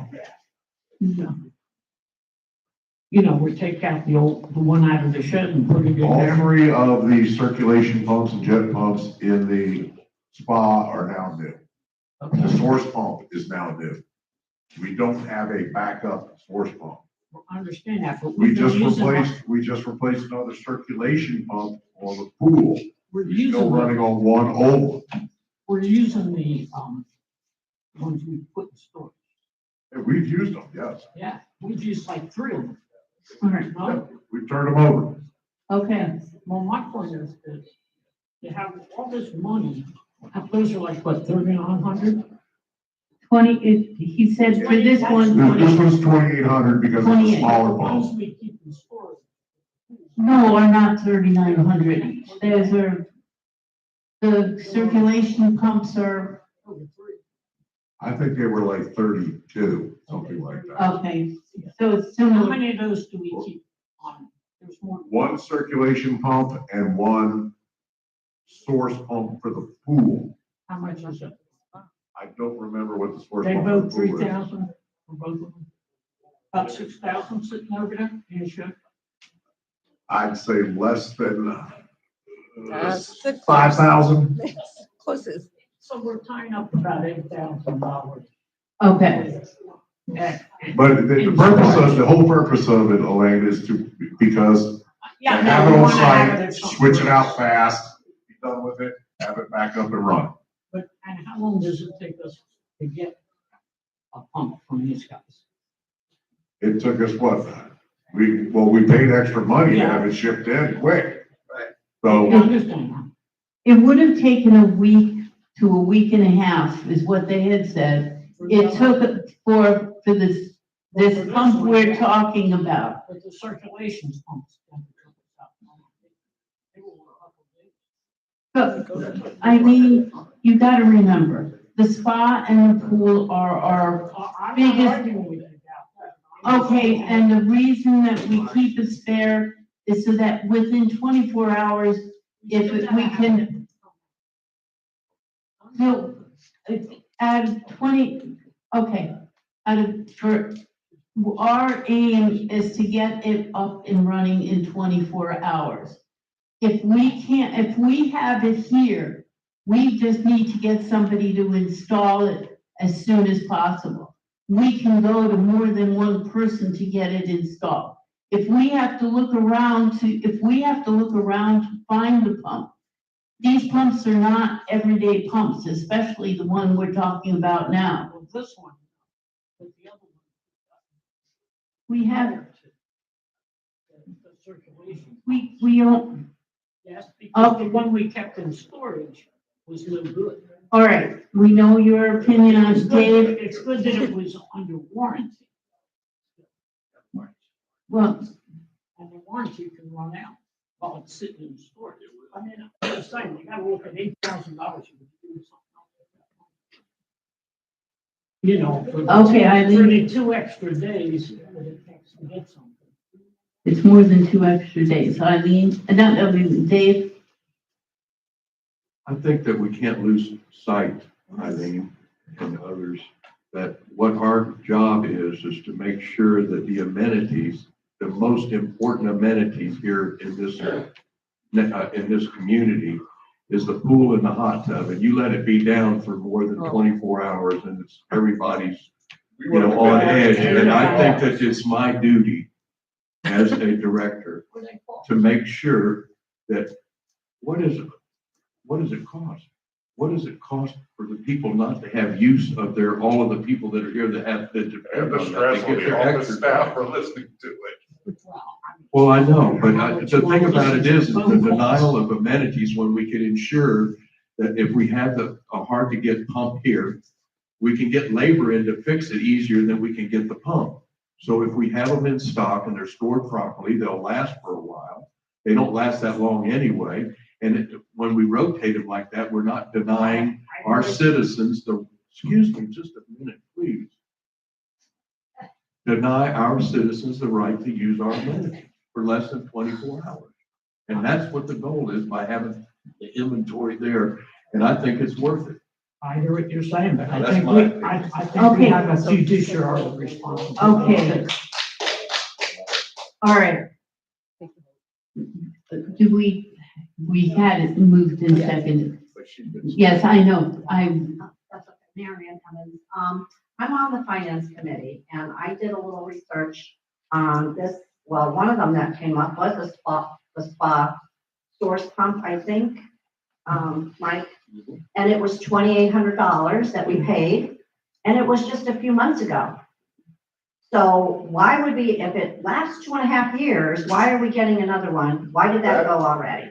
The only thing we replaced a few months ago was one of the circulation pumps. No, it said spa pump, and it said spa pump, and it came out of the Yeah, spa reserve. circulation pump. It came out of the reserves. It was $2,800. So I don't know if with all these pumps that go all the time, I'm wondering if it's the wiring or why. No, Well, I'm just putting it out there. We've been what we've been replacing is the old pumps that have been in a while. The old pumps that have been running 24/7 forever. Now we've got So, we've got 3 new circulation pumps on the spa. We just replaced the source pump on the spa. We should be good for quite some time on the spa, but we do not have a backup for the source pump. so the That's one- what we're talking so about. the one that was a few months ago that we paid $2,800 that came out of the reserve funds was a spa pump. You're saying it was a circulating spa Yes, pump? yes. So, but that should be good for a couple of years? Should be. Okay, so I am gonna track these things because I do know, being on the committee, we're spending a lot of money on this spa and pool. And it's a lot. So I will, bring you, I'll keep track, yeah, I'll keep track. The thing that we're talking about though, Marion, if I may interject, is that there are going to be breakdowns in all of these pumps. And one day you could come up to the office and ask Jack or somebody up here to take you on a tour of all of the different pumps that we have. And what I'm trying to, my point is that I want to make sure that the outage is a goal of no longer than 24 hours so that people have the access to their amenities that they really care I'm about. not saying about the And to do that, we have the to have other the one. I'm pumps not on. saying about buying another one. I'm saying, how long is the pump lasting? And is it going through that? Like, like all these pumps, like I said, we just paid $2,800 because I saw it in the minutes or in the budget committee. So, I'm gonna make a list of all these ones and see how they're, because if you're not doing that, you're not knowing, when did we get it? 2 years ago? Did we get it last, a year ago or whatever? So that's what I'm saying. And if there's 5 different pumps, then we should have a list, or you guys should have a list on, when was it last replaced? Because if you looked over that finance committee, you'd see we're spending a lot of money on pool stuff. Replacing, constantly replacing. That's all. Well, they do, as Jack said, and a guy that owned a pool in a home too, Marion. They come from China. So All right, I was gonna call the question. I'd like to talk. Okay, Okay, Jack, it was from you that I heard this, that on the new pumps, we got a phone app and that we have sealed bearings on. Okay, if we had the old pumps, we wouldn't have that.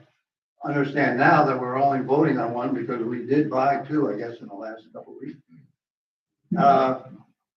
And I think Eileen has a point that the warranty is running on these as they sit on our shelves. So we're gonna be looking at basically pumps that we have no warranty by the time we use them. And I think that's the concern to me, because as I suggested from the start, let's get a quick delivery service. And it took over 2 to 3 days before anybody ordered and used that. Get it on and get them here. Because I agree with, we don't need the pool and spa down. We want them up for the people. But I think we'll spend a heck of a lot more money and get pumps that have warranties with them, through not buying it, to put on our shelves and hold. Thank you. all right. I will just say my opinion. I think we need to keep these pumps in storage. I think we need them because it is much easier to get someone to install, and our maintenance men can install the circulation pumps, right? The big, huge monster pumps that go to the other pumps, the ones that we're talking about. The geothermals. One, those are not as easy to find as the circulation pumps. And 2, for the amount of money, even the amount of money that we have to spend, the extra $300 for the special expedited shipping, it might not always be able to get even expedited shipping. I mean, yes, if they have it, but if they have to order it from who knows where, then we're up a creek. And I don't like getting phone calls, and I think it behooves us to do it. All right, we've got Just one Ed. quick comment. quick comment. The reason that we want to keep these things on hand is because we've had a problem in the past getting them. Not getting them delivered, getting them into the United States. Some of them come from overseas. And that's why we wanted to have backups on hand, because we were down, over a month one time with a hot tub. So, people use that and they want to use it every day. So we gotta have them on hand so that we're not sitting there waiting on parts. I've changed my mind, Ed, I'll vote for it. Ed, could I ask Ed a question? Because he sat up here for 4 years. Ed, how many warranties did you guys get for the pumps that we took out? How many were replaced under warranty? You'd have to ask Jack that. I don't think any, probably none of them, because as soon as they install them, they don't We want to had- own them anymore. We've had one or two that have been replaced under warranty. I think two, if memory serves me correctly, two, repaired on. Yeah, I'll just take a second. Everybody's relying on warranties, and warranties are good as long as the company honors them. But you can have a warranty on a piece of equipment today, and then that company sold to another company that doesn't honor that warranty. So don't always put so much faith and rely on warranties. It's a selling tool, Yeah. They're only good like if the company's gonna honor it, and if the company stays in business to honor it. Thank you. okay. All right, seeing no more comments, we have both the motion and the second. All What was those, the motion? the motion is to buy the pump, Okay. $2,800. All those in favor? Aye. Opposed? Seeing none, motion carries. Okay. Before we do anything else, I'm gonna move down to the policies for elections. It is getting time to election. Debbie updated all the dates in the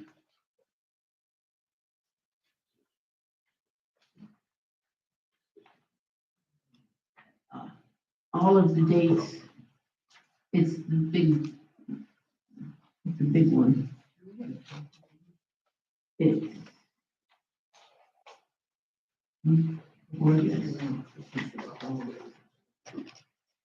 Do we have to have an approval on this? yes. I make a motion that we approve the 2026 Knoxville Election Directors timetable of events as outlined in this.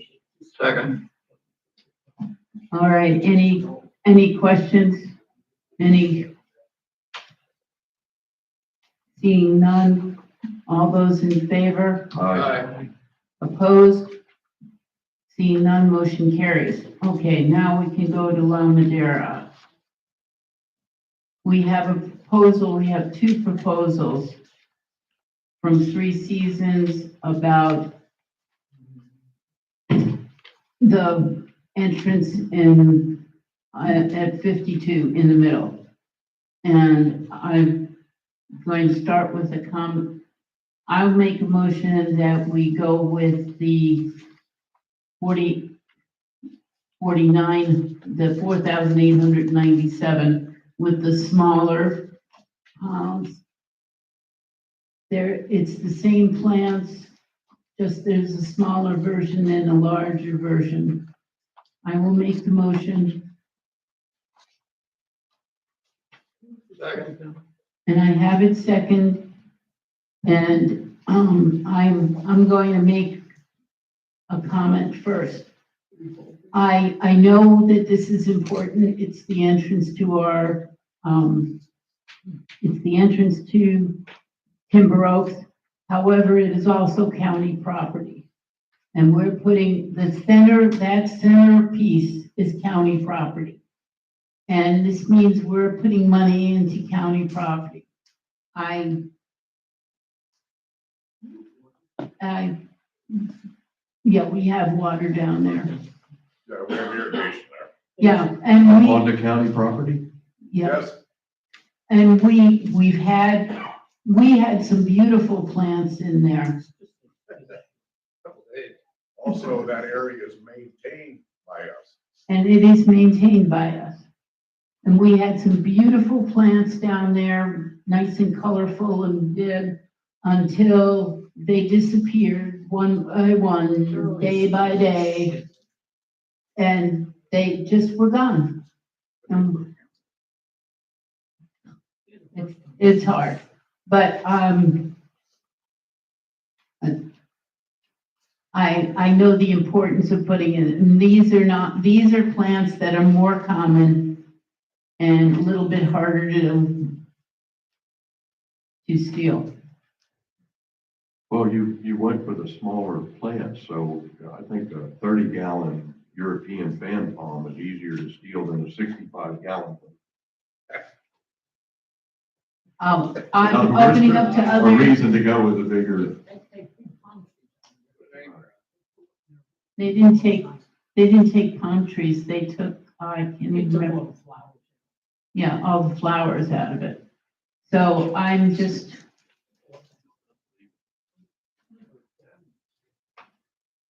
Okay, any board member comments? I'm okay with either one. Just the center island. We have stuff on the others that isn't bad. It's just the center that looks disgusting.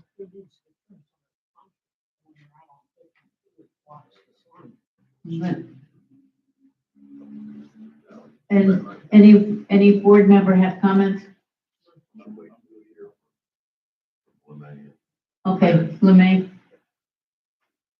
I'm wondering why we had to get a proposal for this. A lot of it is simple things that need to be done.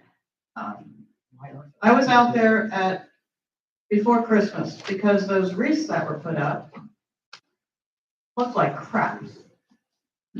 When they were put up, and I know, Jack puts out his manager's report, how the wreaths were put up or da-da-da, but does anyone check on this work? I went out and redecorated one of those wreaths. It was never spread out. It had 4 strings of lights on it, all in one plug that they could be plugged in, never plugged in. We have a white light on one side of the entrance and a yellow light on the right side of the entrance. We have a woman here who, with people volunteering and dividing up plants, made all these center islands on Ponderosa look wonderful. No one's stolen any of those. And if they did, it was all plants that we had donated and we could get more. So why even spend $5,000 when we are able to do a much better job than was ever done before? I know Marion asked to put mulch on there, which would have looked a lot better, and I don't think people would have come and stolen it. It wasn't even done. Change the lights, go look at what is out there. And if the guys who are supposed to be tending this aren't doing what they're supposed to be doing, someone should be checking on them. And it's not only out there, it's other places here that no one is checking on, which is why we have Jack. We've had mailboxes put in, painted the wrong color. How did that happen? No one is checking on these guys. Thank you for your input. Well, you know me. I think that I would like for you to table that. $4,800 is a lot of money to be paying just for that middle island. I could do that. However, I can do it because I've been doing the other ones and I would gladly do it. I would just want to have a little bit of help.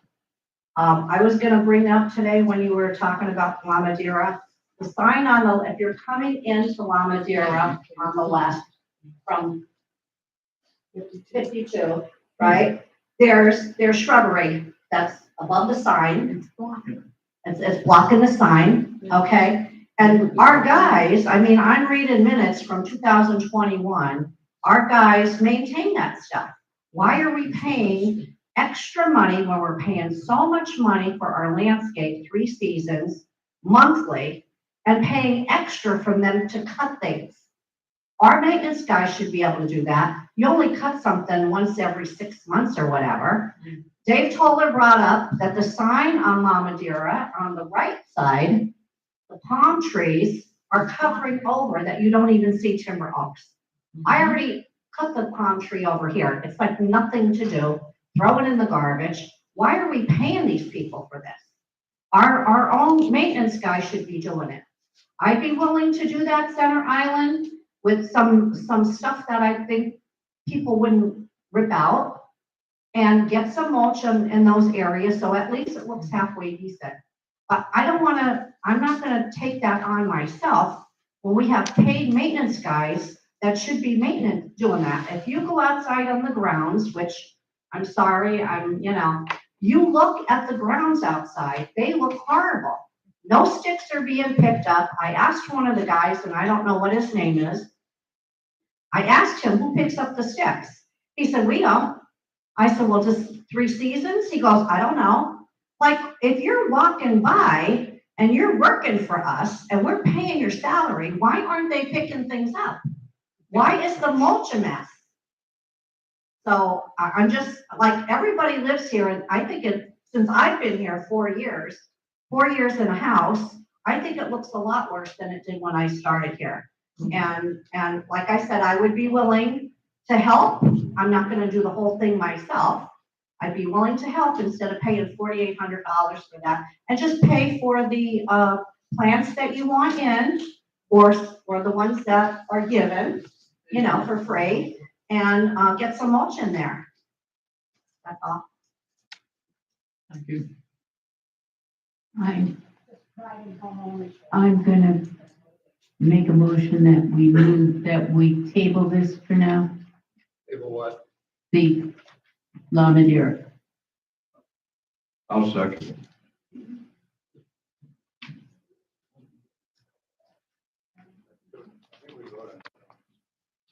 Yeah, I was gonna ask, yeah. Any comments from the board about tabling it? I'm in favor of it. Okay, all those in favor? Could we please have the lights fixed out there? There's, like I said, they don't even match. The one on the right as you're coming in is yellow, hardly lights it up at all. And the other one is white. So can we at least get those fixed? Jack, could you put that on your list? Yeah, I've got it. Thank you. What? Is there any way that we can get, I don't know, I guess it's Duke Energy, to get another light when you come in Maricopa? There's only one light there. I mean, it is really dark out there. And you actually see trying to get in. people coming in the wrong way because at nighttime. That's the one on Jasmine. Jasmine. That's Jasmine on Maricopa. That is where they're going to be doing construction, and we're waiting to hear what they plan to do right in front of there, because I am hoping that when they put the sidewalk in, they will widen that and pull it back so that we can see when you're going out. Because you pull out Maricopa, you're inching your way into the road because you can't see anyone coming from either direction. People coming in, they see the light there. And they turn, and it's very easy to turn in the wrong one, because you don't realize it's a divided road. Because of the way our monument is, it just doesn't look like it.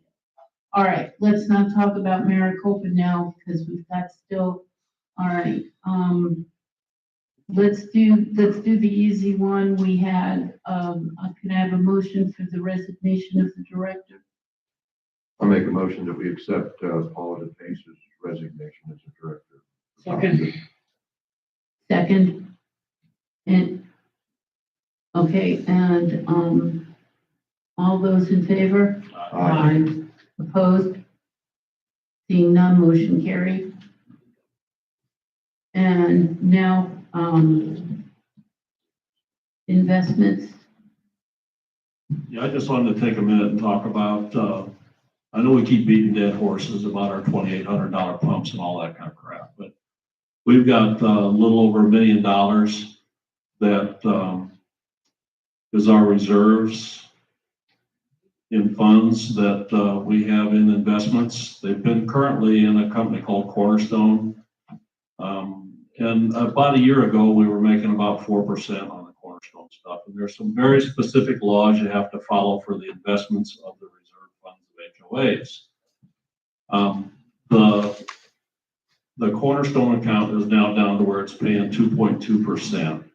And it's time to move it into some CDs.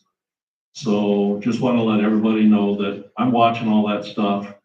I'm ready to pull the trigger now. I'm going to start putting at least $750,000 of that money in some CDs that are like a year and 6 months and those kind of things that are paying as high as 3.7%. We're still not getting rich on it, but it's way better than 2.2. And we're going to keep, Resource Property Management says we need to keep 3 months worth of liquidity. So we'll take that next, it's about $280,000, and we'll put it in shorter term CDs. So the only thing we really have at risk if we have to pull any of it out is the interest that we might make on it. So just so everybody knows where we are and what I'm planning to do to keep our money making as much as it can for us. Okay, And thank any comments from the board would be greatly appreciated. I appreciate that you're doing that. Excuse me. Excuse me, I was talking first. Oh, okay. I appreciate what you're doing with the treasure with the money and how you, I know we talked about it a little bit too, and sometimes it's better to just move it. And Let me address Eileen though. yeah, Yes, I have checked with local banks, local credit unions. Are there some higher rates out there that you or I could go get? Yes, there are, but not for commercial customers. So what we're looking at is a program through the Resource Property Management. And one of the nice things about it is they also keep us notified when it's time to renew something. And, you know, when something's coming up, be thinking about this so we can take care of it. So get ready to go with that. he realizes it. I know when I was treasurer, I would get calls from people telling me, well, look at this, the CDs here are at 6%. And I go, that's nice, invest in them, but we have to have commercial ones, and the commercial ones are lower, and the same banks that were doing commercial aren't doing commercial ones anymore. It's a real pain in the behind. And every time the feds lower the interest rate, it saves us money when we go to borrow money, but it also lowers the amount of interest that anybody pays on any kind of notes. So trying to do it now. Yes. Yeah, as a former treasurer, working with Ed and LeMay, we, you gotta be careful of resource management, because they were happy that the banks were converting our money from 0.1% interest to 0.2%.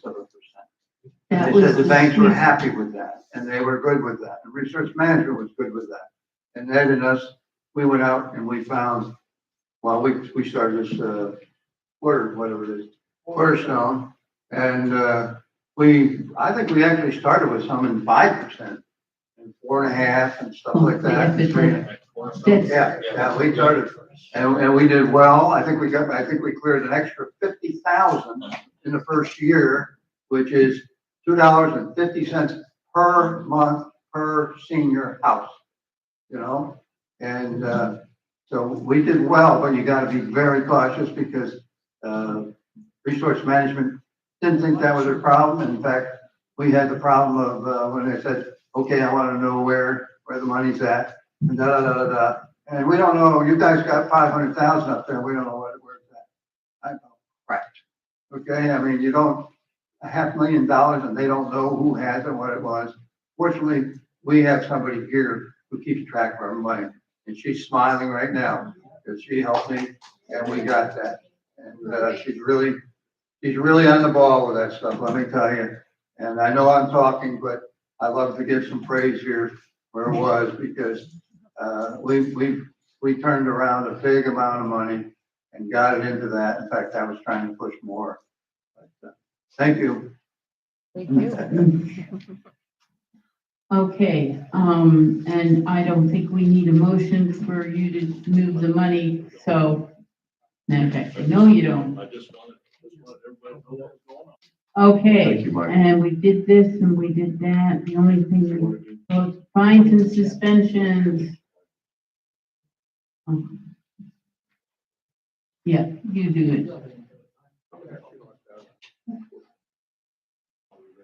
Yeah, we're ready for I fines. move to fine the owner of 8824 Wabash Lane, $50 a day for pet restriction violations that are, or pet restrictions that are in violation of toxic covenants, up to $5,000.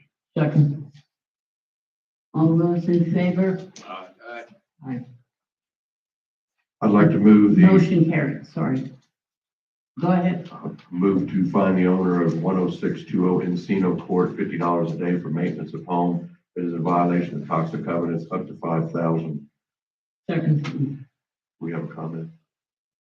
Any comments? Yes. Yeah, go ahead. I called the owner of this particular property today, and this is the one that was hit by a car, and the insurance company, they're having to sue the insurance company to pay the claim, and it's been about 2 years now, and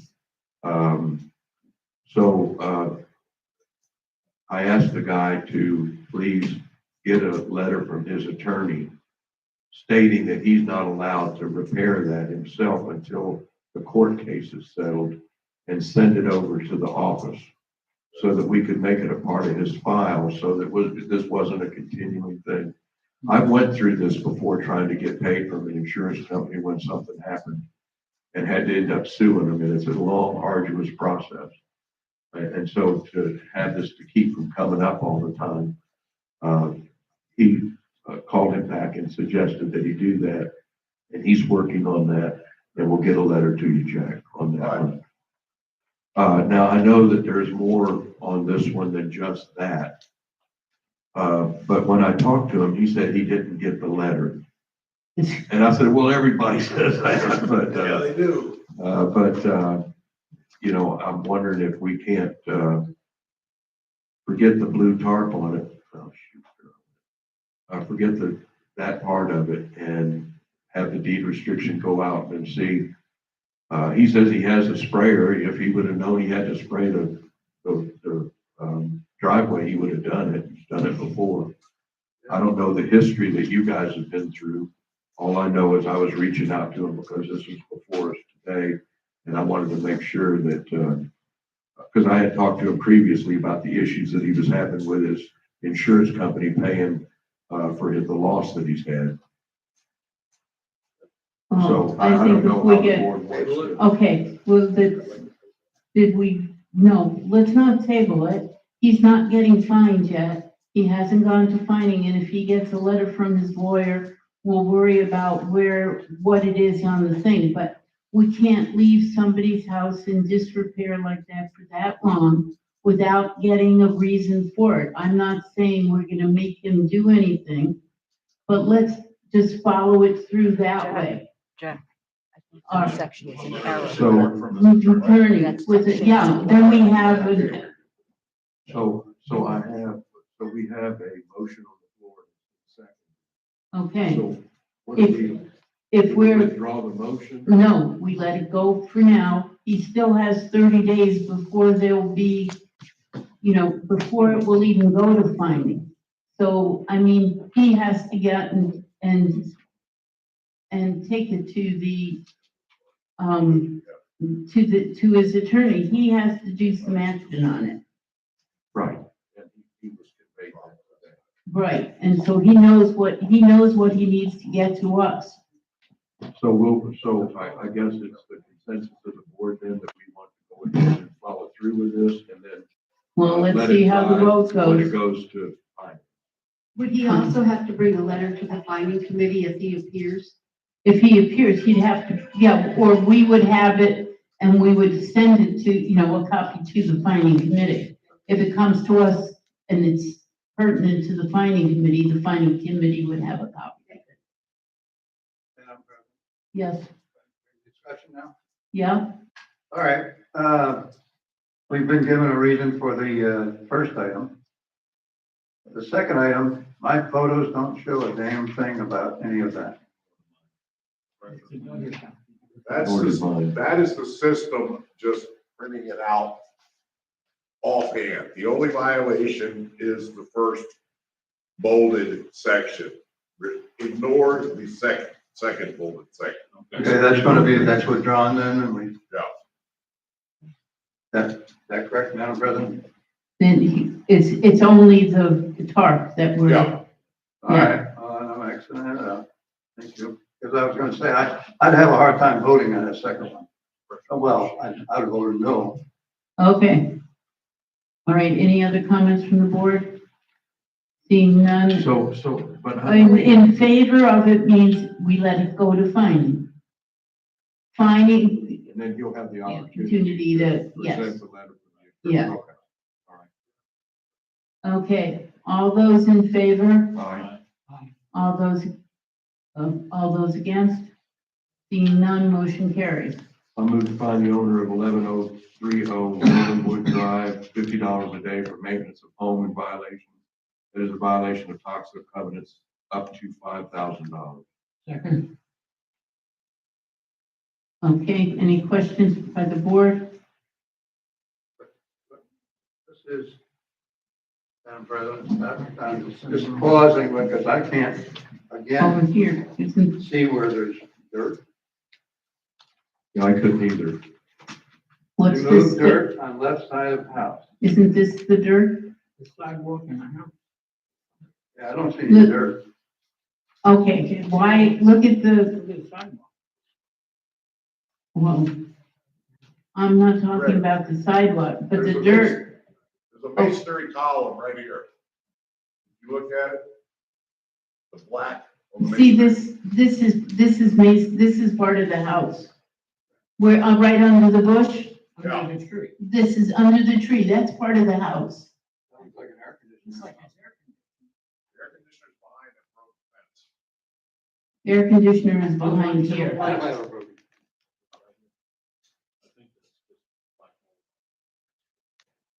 That's the fence, but here, this thing. Okay, Looks like he's got apartments. I quite frankly don't see enough. You want to just go straight to your mom's and meet you there? okay. Okay. Any other questions? All right, I gotta go. Seeing none. All those in favor? Aye. Opposed? Aye.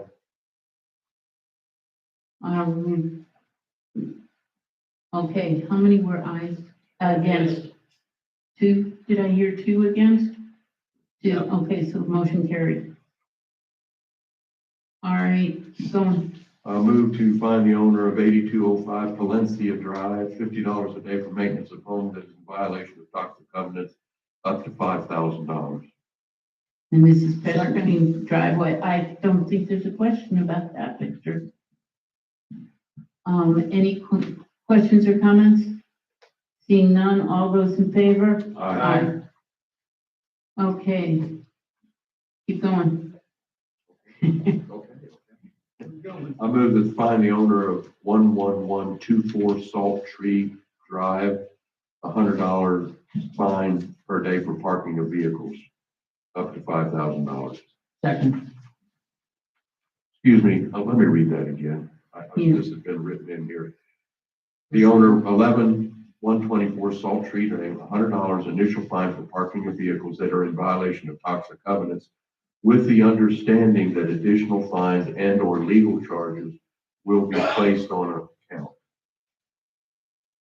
Okay. Did you second that? Eileen, did you second it? Yeah, I did second. Okay. And you can see the car being parked on the grass. Yeah, that photo is dated the January 14th of this year. And the initial item, letter was sent out October 29th. Okay, look, and if you look the picture that's on the front, the top picture on the front, You can see the car is still there, and we violated them a number of times. That's why they're getting the $100 initial fine, and then if it's not removed, we will keep fining them. This is one of our repeat offenders. All right, yeah. All those in favor? Aye. Opposed? Seeing none, motion carries. I move to find the owner of 10515 Mira Vista Drive, $50 a day for personal property storage in violation of toxic covenants, up to $5,000. Second. Okay. Oh, this is the canopies. Any questions? Well, yeah, See the canopy? I guess, is that what it is? Yeah, that purple canopy, and there's one on the other side. There's one on the other Well, side of the the house canopy's actually too. the white thing overhead, isn't It's purple. It reads here, the office has received a complaint regarding the canopy on the back of the house. Temporary canopies are only permitted to be up for 2 days. Please remove the temporary canopy. Yep. All those in favor? Aye. Opposed? Seeing none, motion carries. I move to find the owner of 10831 Casa Grande Avenue, $50 a day for maintenance of lot. This is a violation of toxic covenants up to $5,000. Second. Okay, any questions by the board? Good. So those are what, inflatable Santa Clauses or something in there? Amongst the high weeds. Amongst the weeds. Yeah, well, I know the problem. And also the icicles still on the roof. Those are weird. Okay. All those in favor? Aye. Opposed? Seeing none, motion carries. Okay, the next is correspondence, if I'm correct. We did receive one correspondence, and I have a statement to read about this. Normally, the board does not respond to anonymous or unsigned requests. However, because this matter has generated significant concern within the community, I will address the facts as clearly as possible. Residents who use the wood shop came to the board with their complaints during the latter part of 2024. They filed a legal request for mediation in late February. It's actually February of 2025. Under Florida Statute 720.311, before a homeowner may file a lawsuit against the association, pre-suit mediation is required. That is the current status of the wood shop matter. We are in the pre-suit mediation phase at this time. There have been no meetings held on or after January 12th. A meeting with attorneys that had been scheduled for January 12th was canceled by the attorney. To date, the association has spent $885 of its own funds related to this matter. All additional costs have been covered by our insurance carrier. Our attorneys have advised all board members to remain silent on the details of this issue, and we are following that legal guidance. Regarding enforcement of association documents as they relate to access keys and fobs, yes, access fobs are disabled for owners who are not in good standing. However, fobs are not turned off when there is an unresolved legal dispute. That concludes the factual information the board is able to share at this time.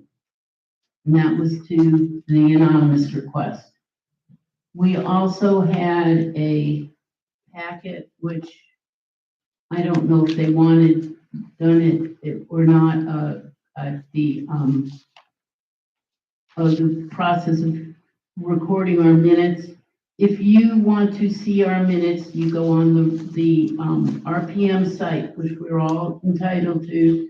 Under documents, are the minutes and all that.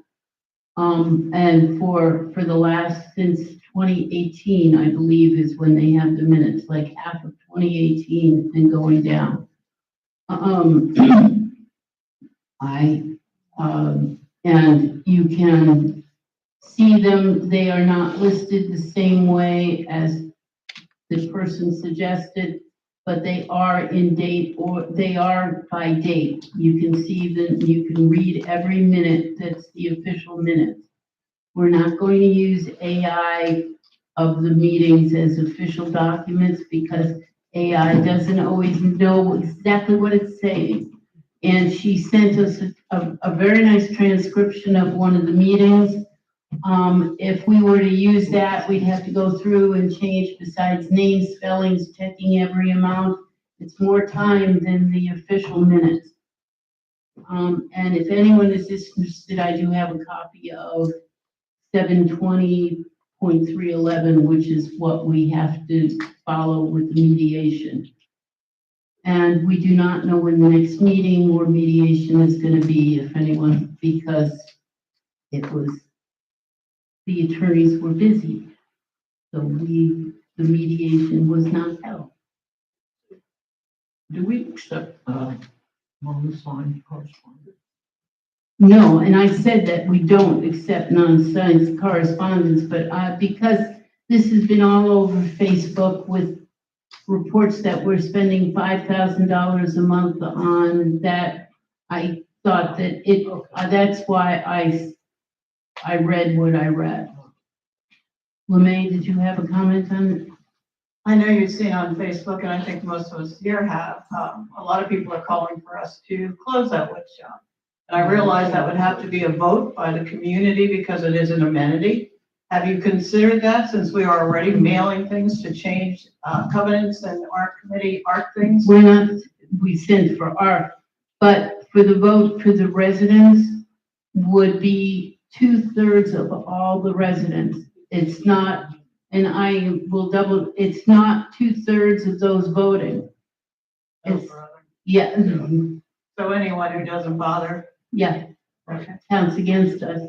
Well, I think if it continues in the way it's been, it might be a consideration.